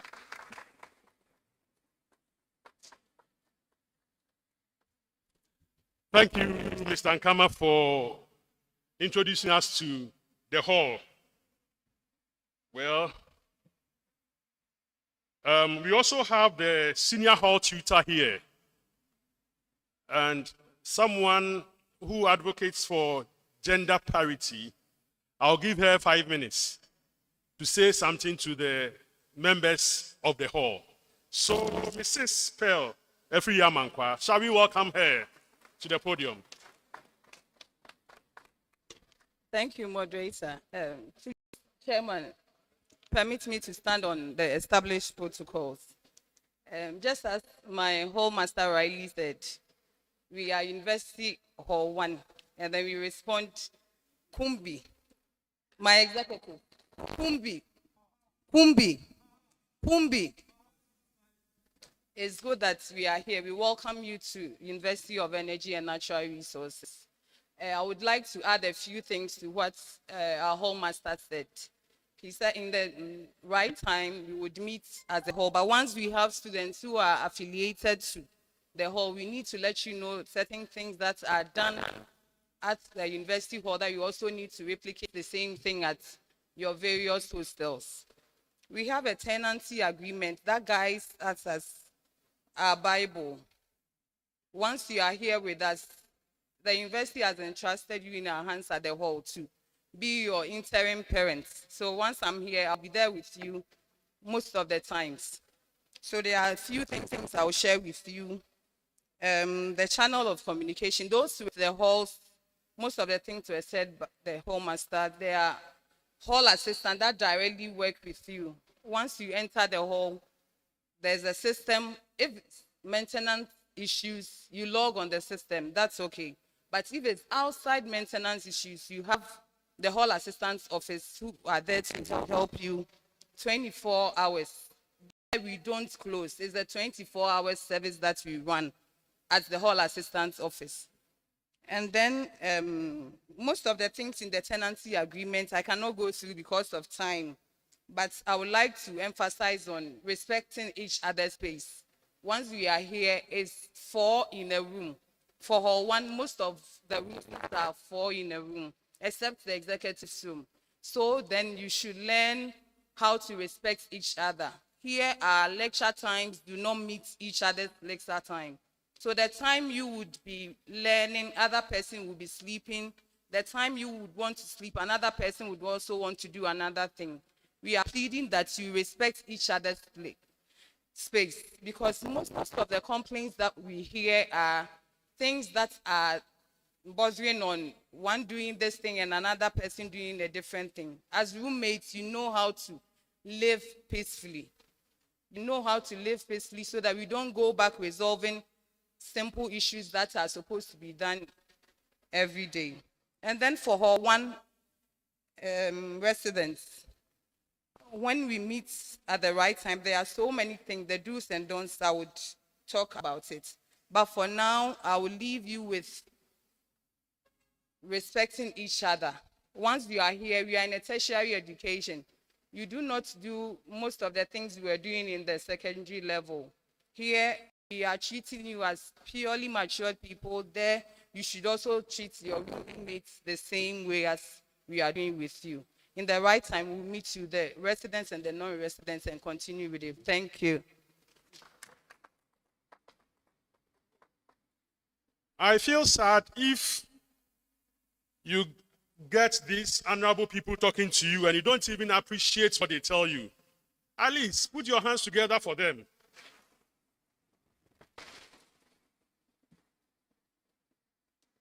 Thank you very much. It is time to listen to the hall master for hall 2.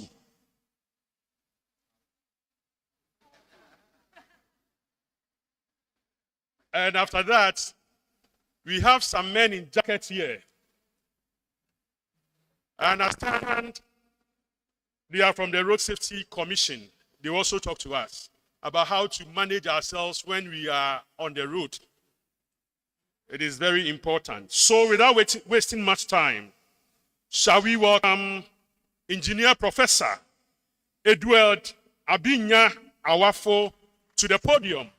Talk to us at the hall 2, our hall master.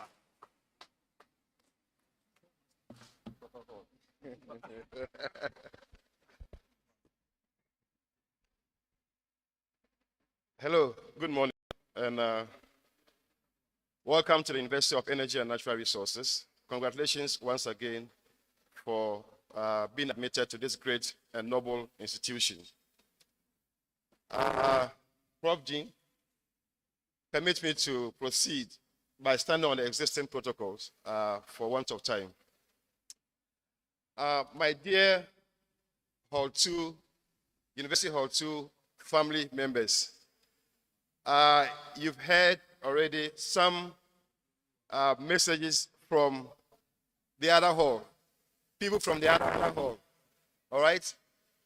University Hall 2 is the proper hall. I'm sure those of you have already gone there, right? We are called the B hall. The hall where there is absolute privacy, there is absolute convenience. You don't have somebody crossing from one room to another room going to use some facilities. We are the Falcons. And all right, I see my Falcons coming. So a Falcon is a special bird, right? So for those of you at University Hall 2, you already know, we've told you a bit of what the Falcons are.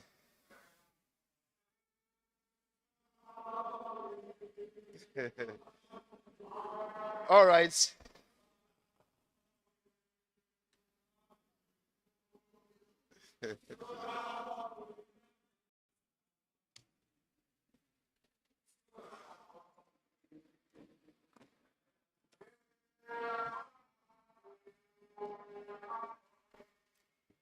Isn't this awesome? Beautiful.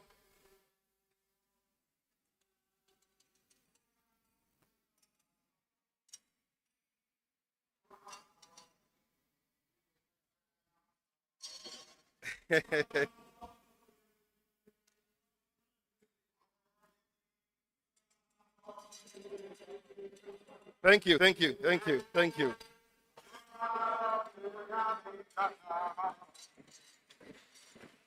Thank you, thank you, thank you, thank you, thank you, thank you.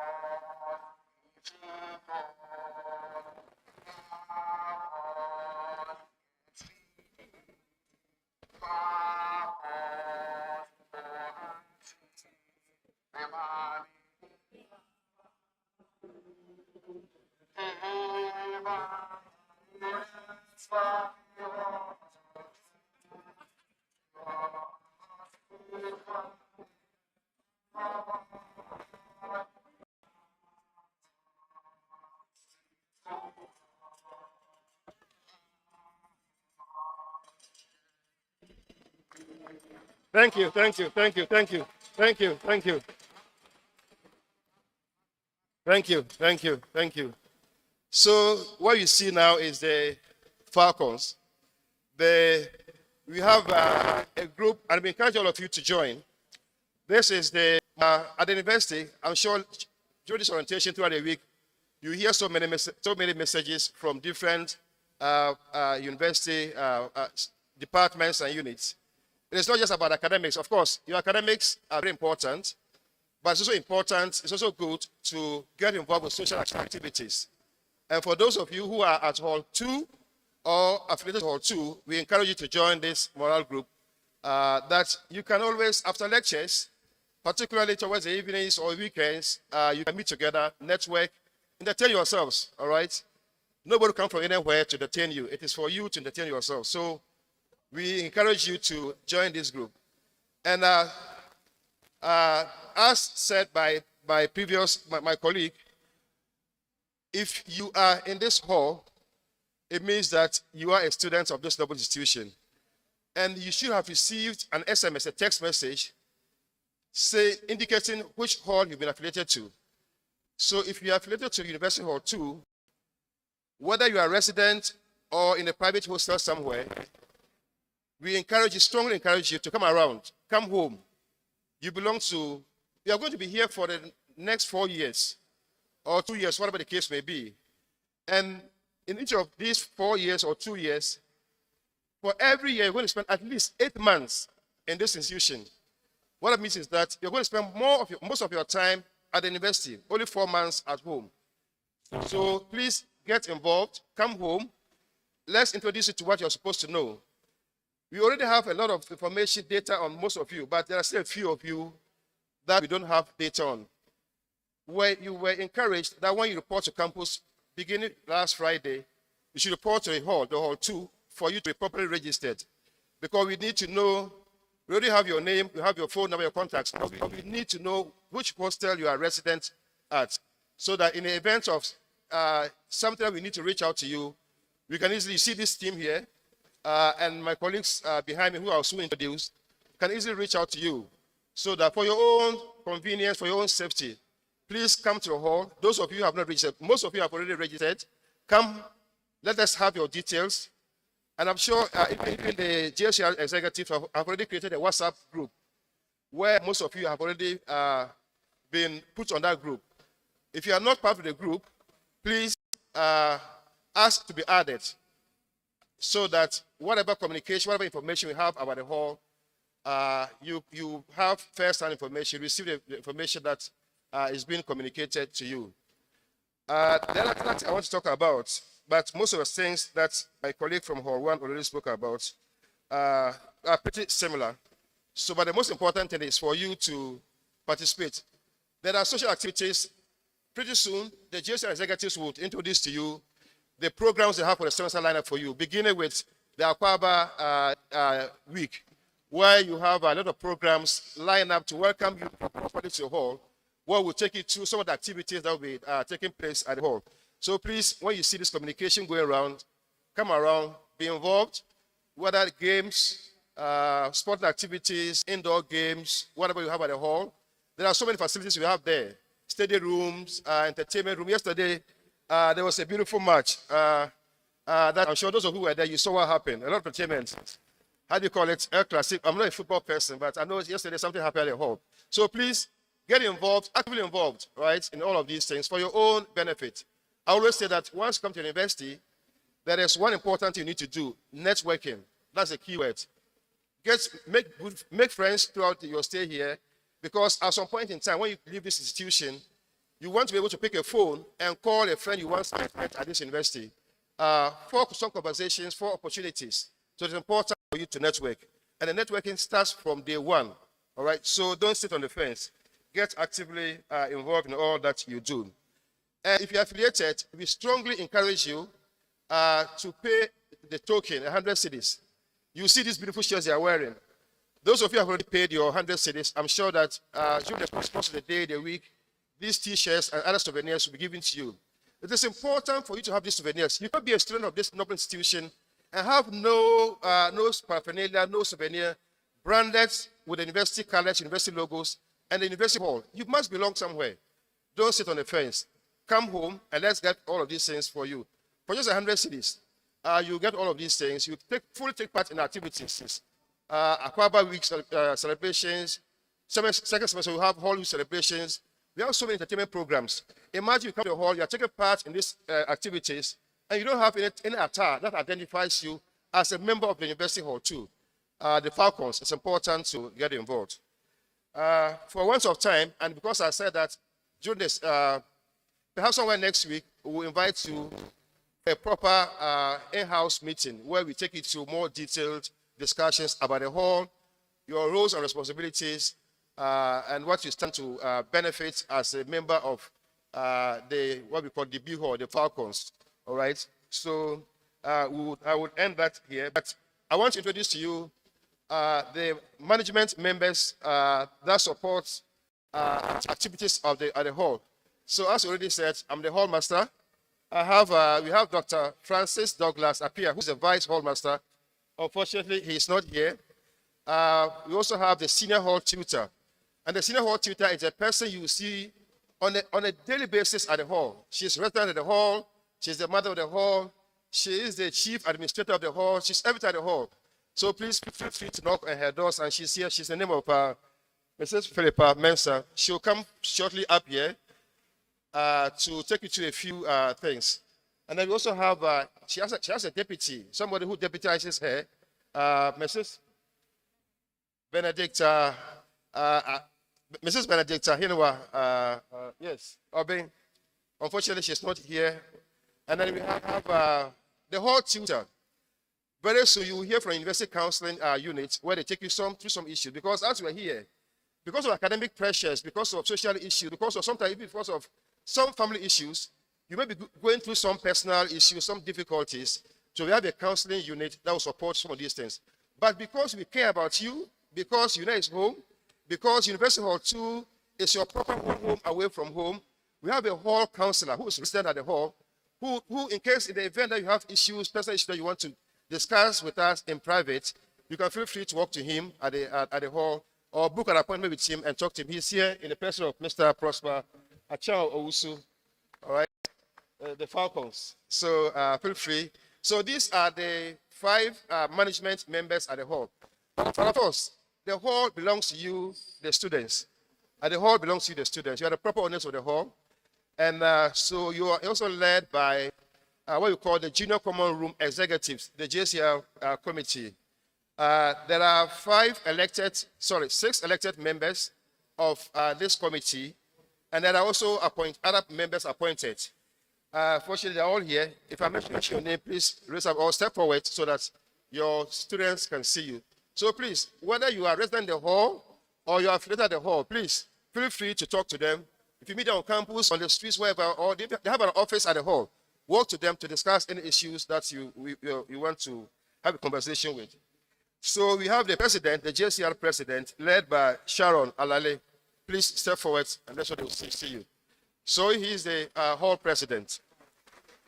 He has the vice president is Kennedy Frepong. Please step forward. Kennedy Frepong is the vice president of the University Hall 2. The general secretary is Mohammed Tijani. Please step forward. And then we have a financial secretary. The hall used to pay, managing all these finances and all these things. One of you manages all of those things, and he's a person of Emmanuel Nialote. Please step forward. And then organizing secretary, who leads and organizes all programs, activities at the hall, whether in the hall or even at private hostels. Very soon they'll be coming to you at your various private hostels. That's why it's important for you to come home, register properly so we know where you are resident, we know where your hostel is, so that we can come to you. So we have the organizing secretary who leads, who leads on all those things. He's the Mohammed Asante. Please step forward. And then we have the Women's Commissioner, who is in charge of all the ladies' issues, the women's issues at the hall, and also at the private hostels. Please, she's the person of Emmanuel Che Yabua. Please step forward. And all the others you see are people who are student leaders who support your activities. And we have here Mohammed Sumaila, who leads the attack on the front of the German group you just saw. This is just the moral team leader, all right? The leader of the Falcons. This is just a tip of the iceberg. Come home in the evening and you see more beautiful things for yourself. Once again, welcome to UNER, welcome to University Hall 2. We look forward to interacting more with you as the days go by. Thank you so much.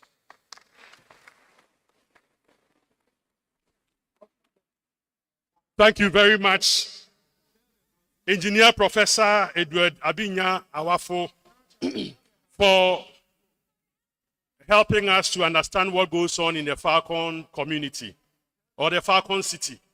We also have the senior hall tutor, Mrs. Philippa Mensah, here to talk to us just for 5 minutes. So shall we, with a round of applause, welcome Mrs. Philippa Mensah. All right, thank you very much. So I'm not going to bore you that much. As my hall master said, we'll be meeting you to discuss the tenancy agreement and other information that will help your living to be very nice. Okay, so I'm Miss Philippa Mensah. I'll be with you 24/7. My office is there in the hall.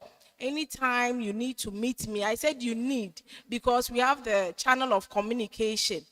Okay, when you have an issue, you can talk to the JCRC, who will later channel it to the hall assistant, or you can go to the hall assistant straight, after which I will be informed, then it gets up to the hall management.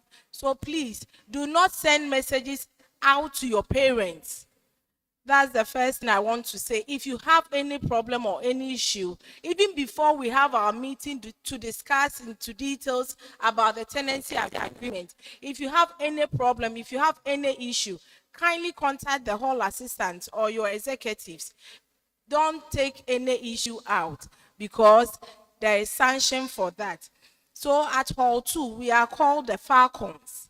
So when we say the Falcons, you say focus. When we say the Falcons, you say action. When we say the Falcons, you say speed. So you see that the abbreviation is FAST, F-A-S, Falcons, focus. Falcons, action. Falcons, speed. You see that bird as our symbol. We are running. We are in for action.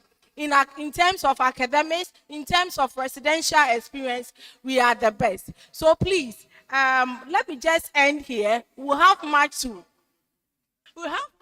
we'll have much to talk about. I'm in for you. You see, I'm also part of the Falcon group. You'll be seeing me. So my ladies, sometimes you need to distress. The pressure is too much.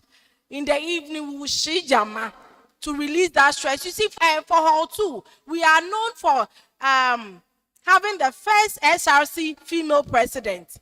Okay, and currently your SRC secretary was the former Hall 2 president. So you see, we are grooming you to take higher heights. So my ladies and gentlemen, feel at home, okay? Falcons, focus, Falcons, Falcons. Okay, thank you very much. Mora, mora, mora, mora, mora.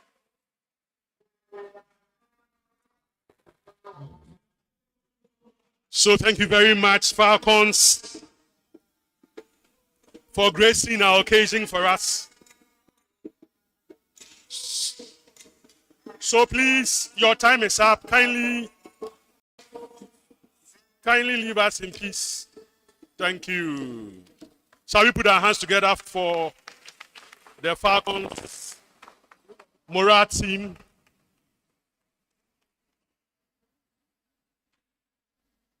Thank you very much. This program is live on Greener FM. So we are entreating all of you to tune in to Greener FM when you're in your hostels or your halls for a repeat broadcast to be able to understand some of the things that we are talking to you about here. The frequency is 95.9 megahertz, Greener FM. At this point, we have guests from the National Road Safety Authority with us to talk to us about some road safety issues. You just reported, and you need to know your bearing in terms of the kind of road that you are using in your environment. We have a major highway, which is an international highway in front of the university through to Brekum, to Doma, and then to Côte d'Ivoire. So you need to know how to walk when you are walking on a highway. You need to know how to walk when you are walking on a feeder road. So without wasting much time, shall we invite Mr. Sylvester Kwadwo Sante and Kwaku Ohene Yabua from the National Road Safety Authority to talk to us about road safety issues. Thank you, Chairman. Engineer Professor Nyantin Chichi. We are very grateful for the time. And for the sake of time, let me collectively acknowledge all protocols observed. I'm from the National Road Safety Authority, and together we are to sensitize freshers here on basic practices on our roads to be safe. Before I proceed, let me give you statistics of crashes on our roads. Last year, January to November, we haven't gotten the statistics for December yet. So from the statistics we had January to November 2025, we recorded 13,320 crashes on our roads. That's across the 16 regions. Out of these 13,320 crashes, we lost 2,673 just January to November. This is not to scare anyone or make you feel bad. I know some of you have loved ones who unfortunately lost their lives. This is not something the National Road Safety Authority is happy about. That's why we keep on entreating and sensitizing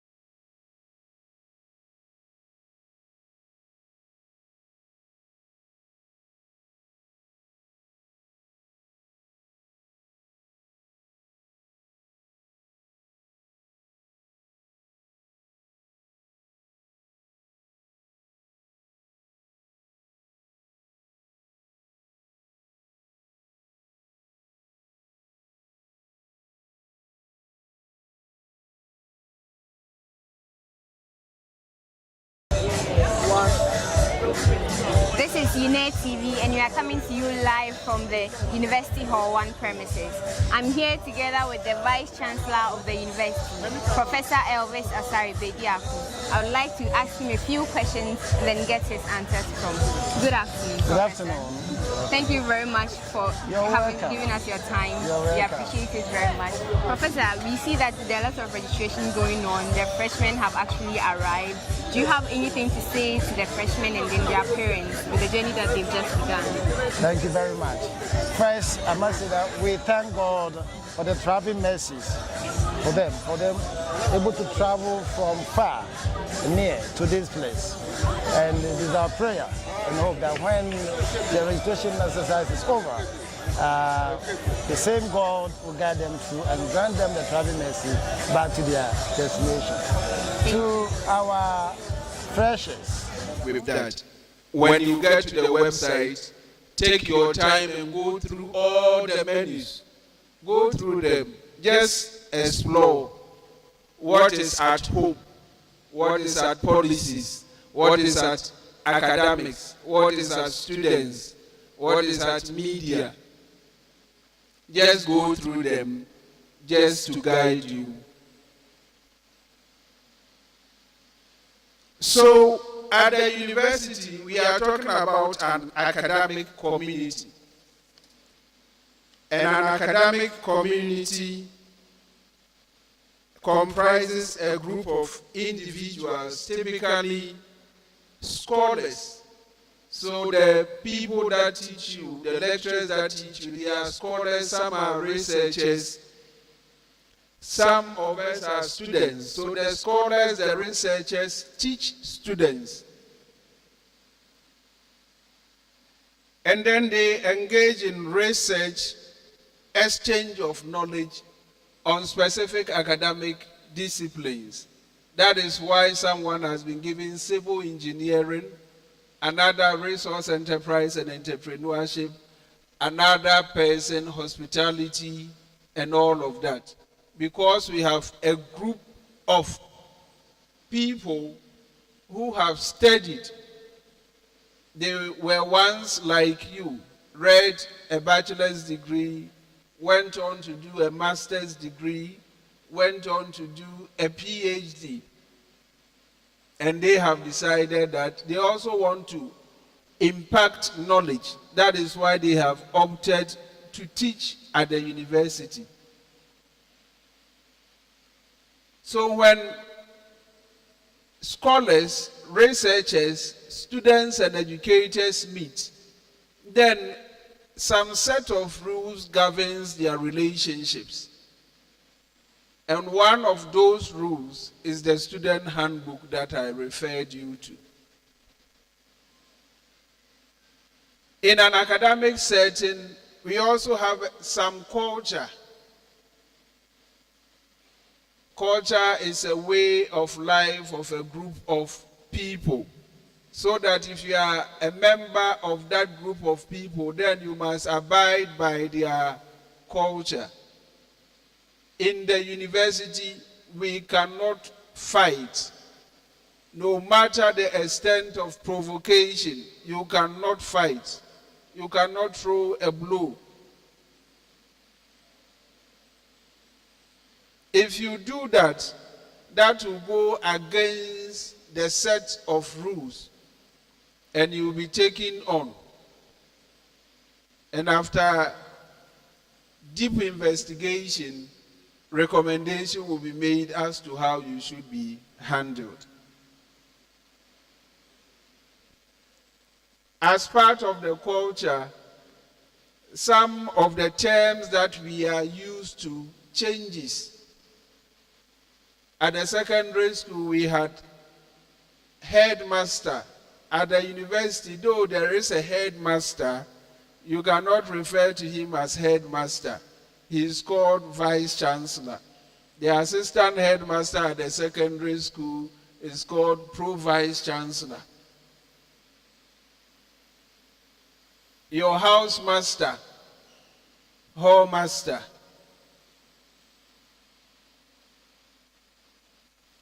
The two terms that you were doing or 3 terms that you were doing at the university, we say it's a semester. So the terms that we are used to changes, and you must try to adapt.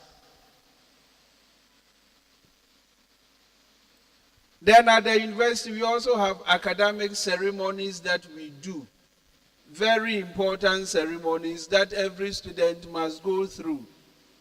One of such ceremonies is matriculation. Matriculation is the official ceremony that is used to properly admit students as students. And when orientation is done, a student is required to sign a document that we call the matricular. You must make sure you sign that document. Even if the matriculation is done online, you are required to take that oath and subscribe to that oath. So matriculation is one of the key ceremonies that you find in the university. And as I said, matriculation officially makes you a student. So that when you are officially a student, you must make sure you study very hard, so that during the final day that we are conferring degrees on people who have met the requirements for graduation, you will be part of that ceremony. And that ceremony is the congregation. So if you matriculate, or if you take part in matriculation and you do not take part in congregation, you have lost out. You may not get a degree at all. The money that your parents have spent on you, the end result is the certificate. And if you do not get any certificate, you wouldn't have done yourself or your parents any good. So when you matriculate, make sure you congregate. The vision, mission, core values of the university, those ones are at the university website. A vision statement details where an organization aspires to go. A vision defines the organization's business, its objectives, and how it will reach those objectives. So vision is future. Mission is now. So even as individuals, we must have vision and mission. Your vision is to obtain a first class in BSc Electrical and Electronic Engineering. Your mission is to make sure that you attend lectures, take part in all the examinations, such that by the end of the period, you would have achieved your vision. So the vision of the University of Energy and Natural Resources is to become a world-class institution, not a local class institution, world-class institution for generating, advancing, and applying knowledge. And we want you to assist us to become world-class university. You can only assist us when you actively participate in lectures, you do your assignments, the project work that you take them seriously, such that we can graduate a good group of students. So the vision mission is also available at the website. I don't want to worry you. Then another set of things is what we call values. Values defines what the organization believes in and how people in the organization are expected to behave. What the university believes in and how people in the university, the lecturers, the administrators, the students are expected to behave.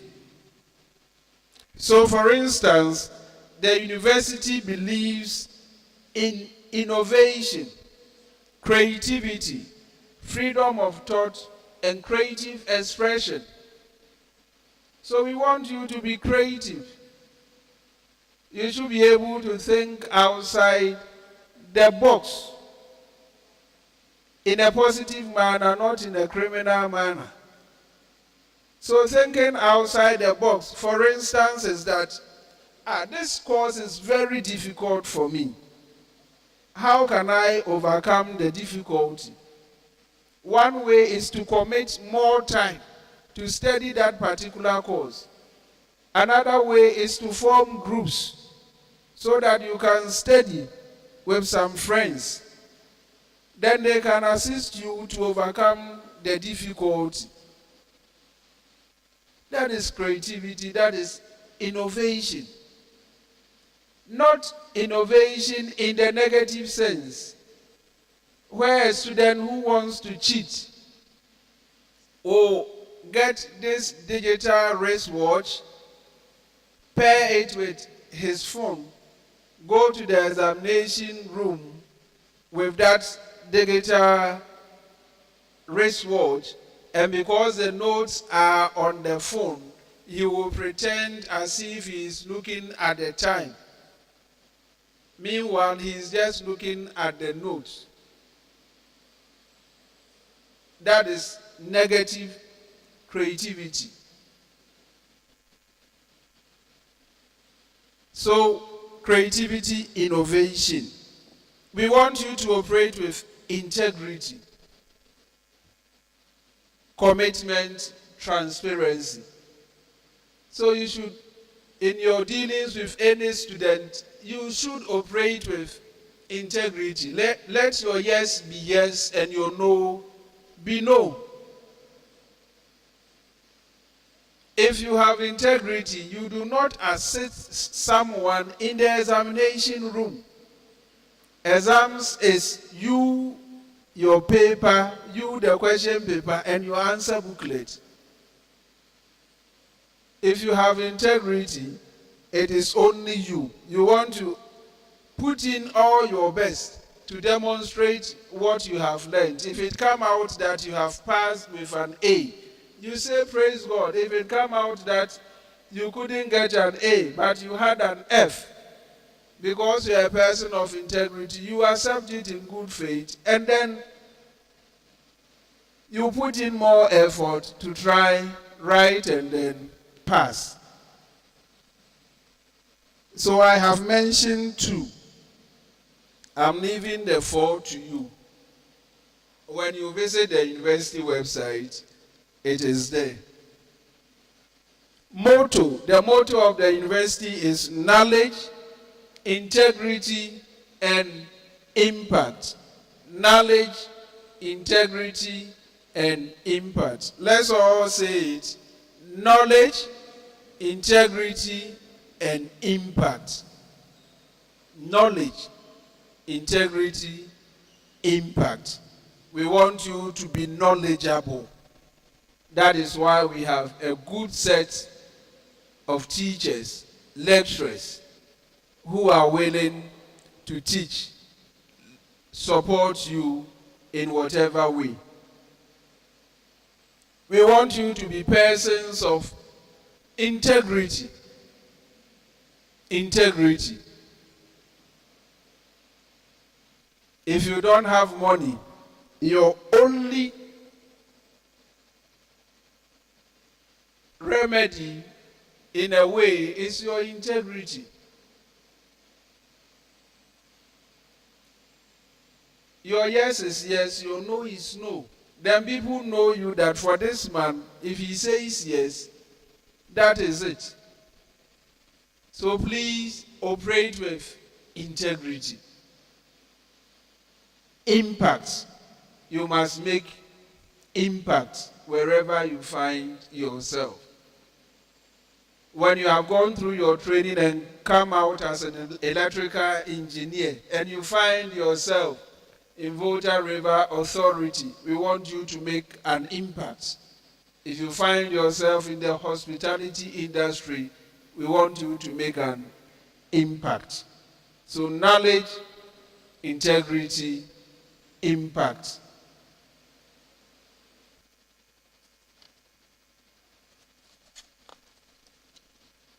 Let me now come to some of the key documents that as a student you must know. One of the key documents is the Handbook for Diploma and Undergraduate Students on Rules and Regulations. That is what I wanted you to download. That is your manual. That is your Bible. That is your Quran. That is your holy book. Everything that you need to know is in the student handbook. For instance, what time can you register for exams? Or what is the implication for not registering? It's in the student handbook. No academic registration, no examination. And if you do not write exams, it's assumed that you have abandoned the program. You have stopped reading the program. It is not the university that has stopped you. You have stopped reading the program. Is it compulsory that because we have all gathered here today and we are starting our journey, is it compulsory that all of us must finish together? No, it is not. We all pray against sickness, but should it happen that in a particular semester you fall sick, does it mean your education must come to an end? No. There is a remedy in the student handbook that gives you the opportunity to defer the program or defer the examination, so that when you officially apply to the university to defer your program of study and the university approves that for you, then you can go and stay home. If it's sickness, attend to that when you are fit. At the appropriate time, you come back and continue. Or exams is approaching, and then you fall sick, and you cannot write one particular paper. What do? There is a remedy in the student handbook. So please, the student handbook is very important. It provides for academic rules, it provides for examination rules, it provides for your conduct at the halls, hostels, it provides for sexual harassment, among other things. If you put your hand at the shoulder of a lady and she says, please stop, you must stop. If you continue to let your hand rest there, it can be classified as sexual harassment.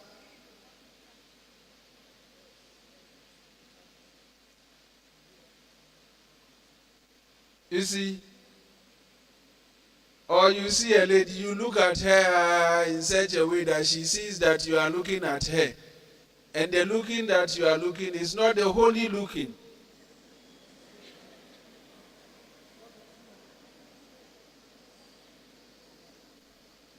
In a way, it can be classified as sexual harassment. We don't want you to appear before the disciplinary committee on the charge of sexual harassment.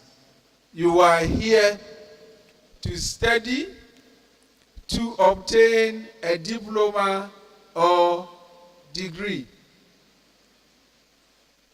That is what you are here to do. You are not here for boyfriend, girlfriend, woman friend, male friend.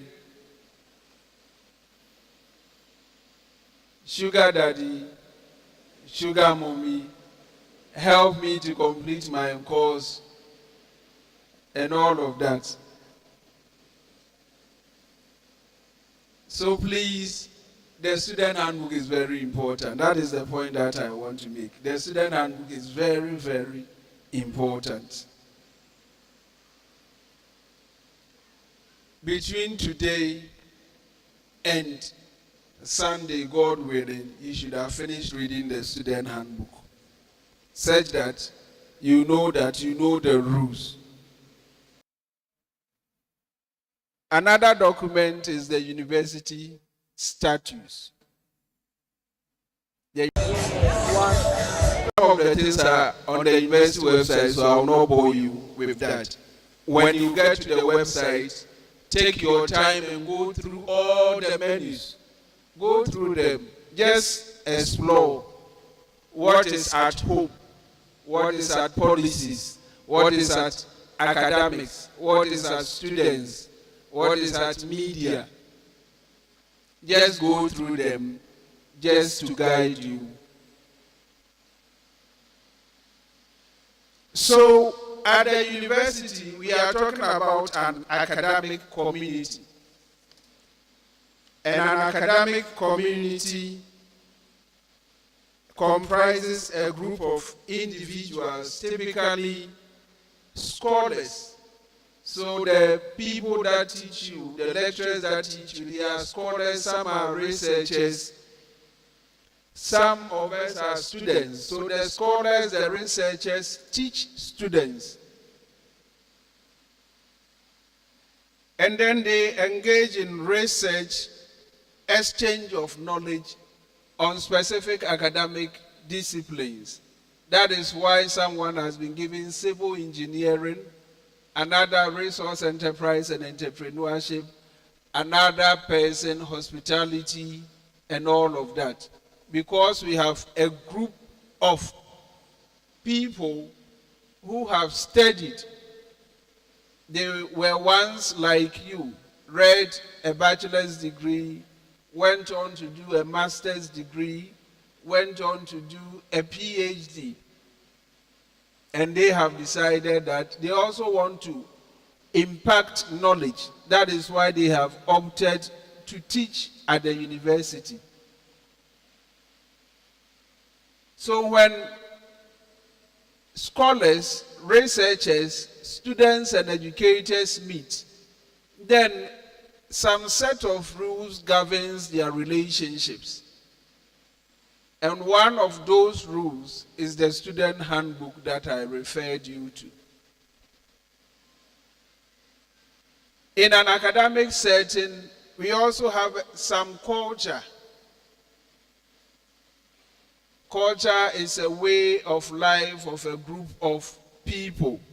So that if you are a member of that group of people, then you must abide by their culture. In the university, we cannot fight. No matter the extent of provocation, you cannot fight. You cannot throw a blow. If you do that, that will go against the set of rules and you will be taken on. And after deep investigation, recommendation will be made as to how you should be handled. As part of the culture, some of the terms that we are used to changes. At the secondary school, we had headmaster. At the university, though there is a headmaster, you cannot refer to him as headmaster. He is called vice chancellor. The assistant headmaster at the secondary school is called pro-vice chancellor. Your housemaster, hallmaster.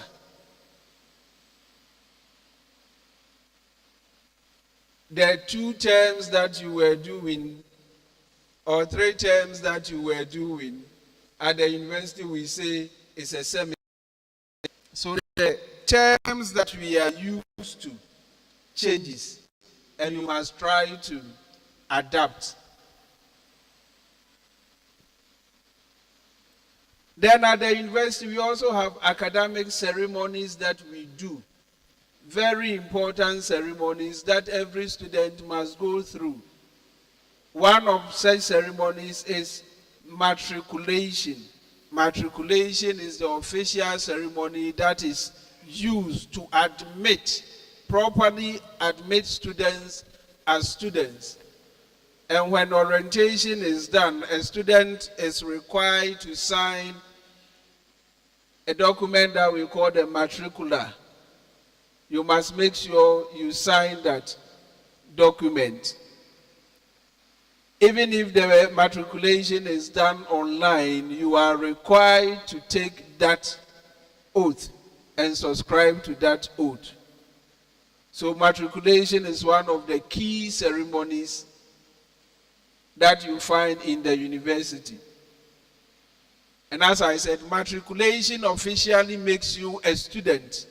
So that when you are officially a student, you must make sure you study very hard, so that during the final day that we are conferring degrees on people who have met the requirements for graduation, you will be part of that ceremony. And that ceremony is the congregation. So if you matriculate, or if you take part in matriculation and you do not take part in congregation, you have lost out. You may not get a degree at all. The money that your parents have spent on you, the end result is the certificate. And if you do not get any certificate, you wouldn't have done yourself or your parents any good. So when you matriculate, make sure you congregate. The vision, mission, core values of the university, those ones are at the university website. A vision statement details where an organization aspires to go. A vision defines the organization's business, its objectives, and how it will reach those objectives. So vision is future. Mission is now. So even as individuals, we must have vision and mission. Your vision is to obtain a first class in BSc Electrical and Electronic Engineering. Your mission is to make sure that you attend lectures, take part in all the examinations, such that by the end of the period, you would have achieved your vision. So the vision of the University of Energy and Natural Resources is to become a world-class institution, not a local class institution, world-class institution for generating, advancing, and applying knowledge. And we want you to assist us to become world-class university. You can only assist us when you actively participate in lectures, you do your assignments, the project work that you take them seriously, such that we can graduate a good group of students. So the vision mission is also available at the website. I don't want to worry you. Then another set of things is what we call values. Values defines what the organization believes in and how people in the organization are expected to behave.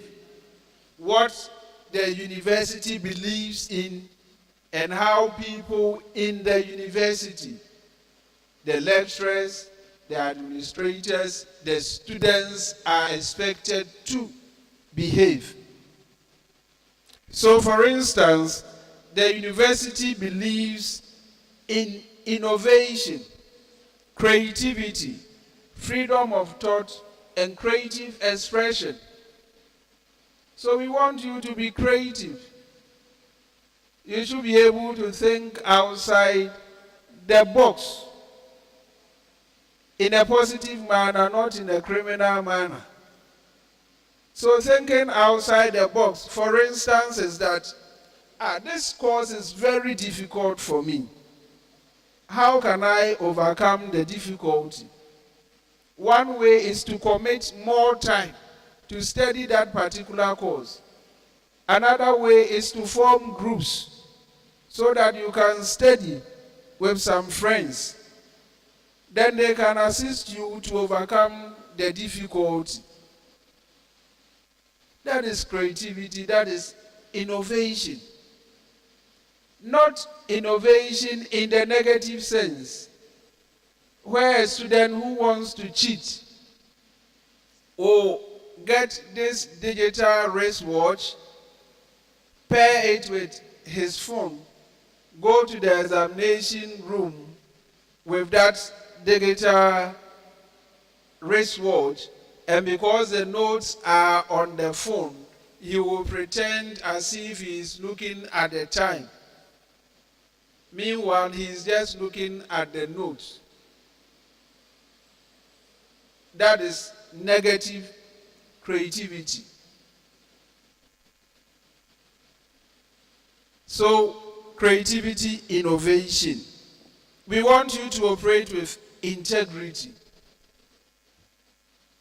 commitment, transparency. So you should, in your dealings with any student, you should operate with integrity. Let your yes be yes and your no be no. If you have integrity, you do not assist someone in the examination room. Exams is you, your paper, you, the question paper, and your answer booklet. If you have integrity, it is only you. You want to put in all your best to demonstrate what you have learned. If it come out that you have passed with an A, you say praise God. If it come out that you couldn't get an A, but you had an F, because you are a person of integrity, you accept it in good faith, and then you put in more effort to try, write, and then pass. So I have mentioned 2. I'm leaving the 4 to you. When you visit the university website, it is there. Motto. The motto of the university is knowledge, integrity, and impact. Knowledge, integrity, and impact. Let's all say it. Knowledge, integrity, and impact. Knowledge, integrity, impact. We want you to be knowledgeable. That is why we have a good set of teachers, lecturers, who are willing to teach, support you in whatever way.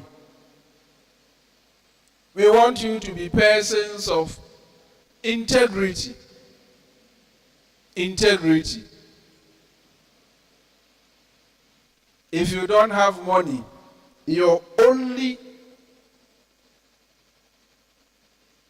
remedy, in a way, is your integrity. Your yes is yes, your no is no. Then people know you that for this man, if he says yes, that is it. So please operate with integrity. Impact.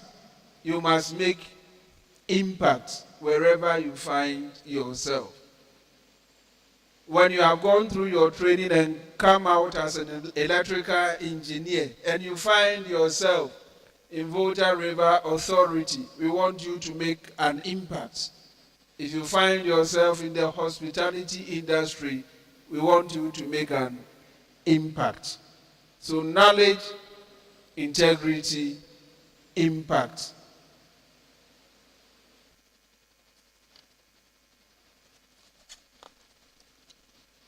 Let me now come to some of the key documents that as a student you must know.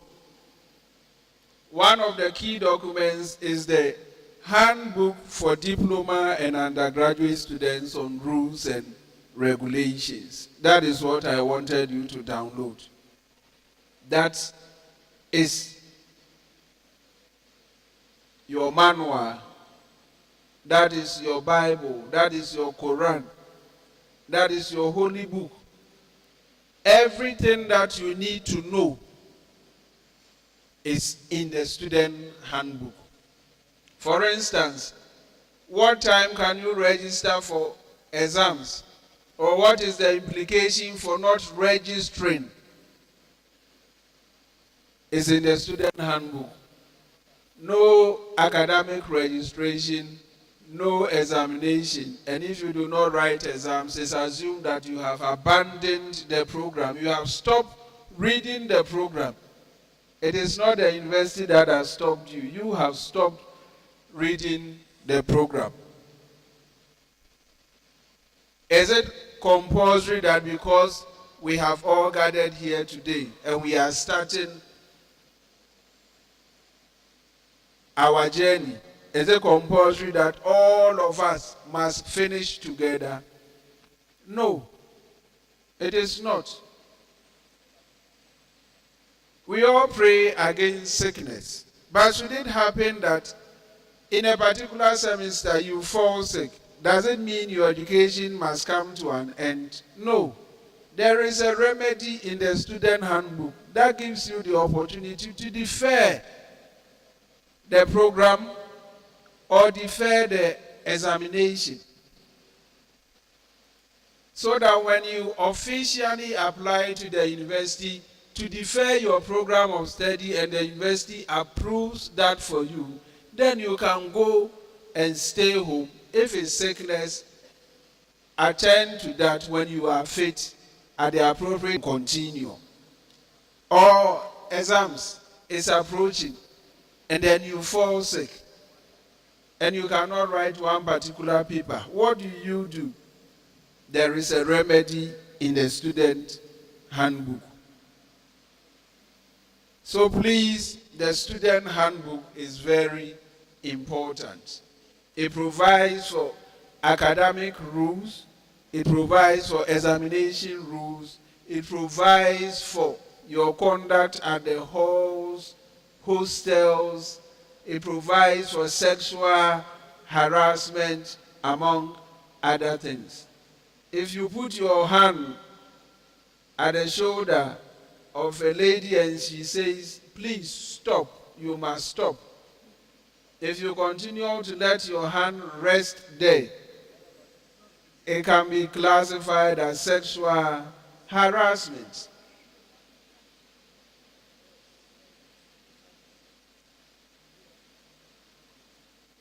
You see,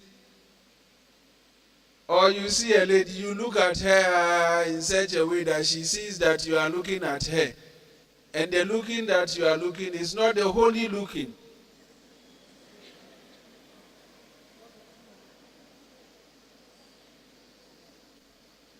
In a way, it can be classified as sexual harassment. We don't want you to appear before the disciplinary committee on the charge of sexual harassment. You are here to study, to obtain a diploma or degree. That is what you are here to do. You are not here for boyfriend, girlfriend, woman friend, sugar daddy, sugar mommy, help me to complete my course, and all of that. So please, the student handbook is very important. That is the point that I want to make. The student handbook is very, very important. Between today and Sunday, God willing, you should have finished reading the student handbook, such that you know the rules. Another document is the university statutes. The university statutes provides for what we call academic offenses. Some offenses are academic. When you know it is Adam Smith who defined economics as so and so, and when you are quoting Adam Smith's definition, you do not acknowledge that this is Adam Smith's definition, but you end up portraying that this is your definition of economics. In a way, it is an offense. Or when you know that you read Professor Engineer Emmanuel Nantechi's article, and you are quoting something from that article, and you decide to make it look as if it is your own thing, when you know it is for him, and you don't reference him, that is an academic offense, and we don't want you to be charged for academic offenses. So if you get the university statutes, it's not everything in the statutes that you need. Some particular things. For instance, Statute 79 talks about academic offenses. Statute 80 talk about other offenses. You cannot assault a student. You cannot threaten a student. That is why I said no matter the extent of provocation, you cannot throw a blow. So please get the statute at the appropriate time, read those parts. Rules relating to discipline is also in there. Then sanctions for junior members. If you go contrary to any of these, what are the sanctions? The highest form of sanction is to expel you from the university, dismiss you from the university, or suspend you for 1 academic year.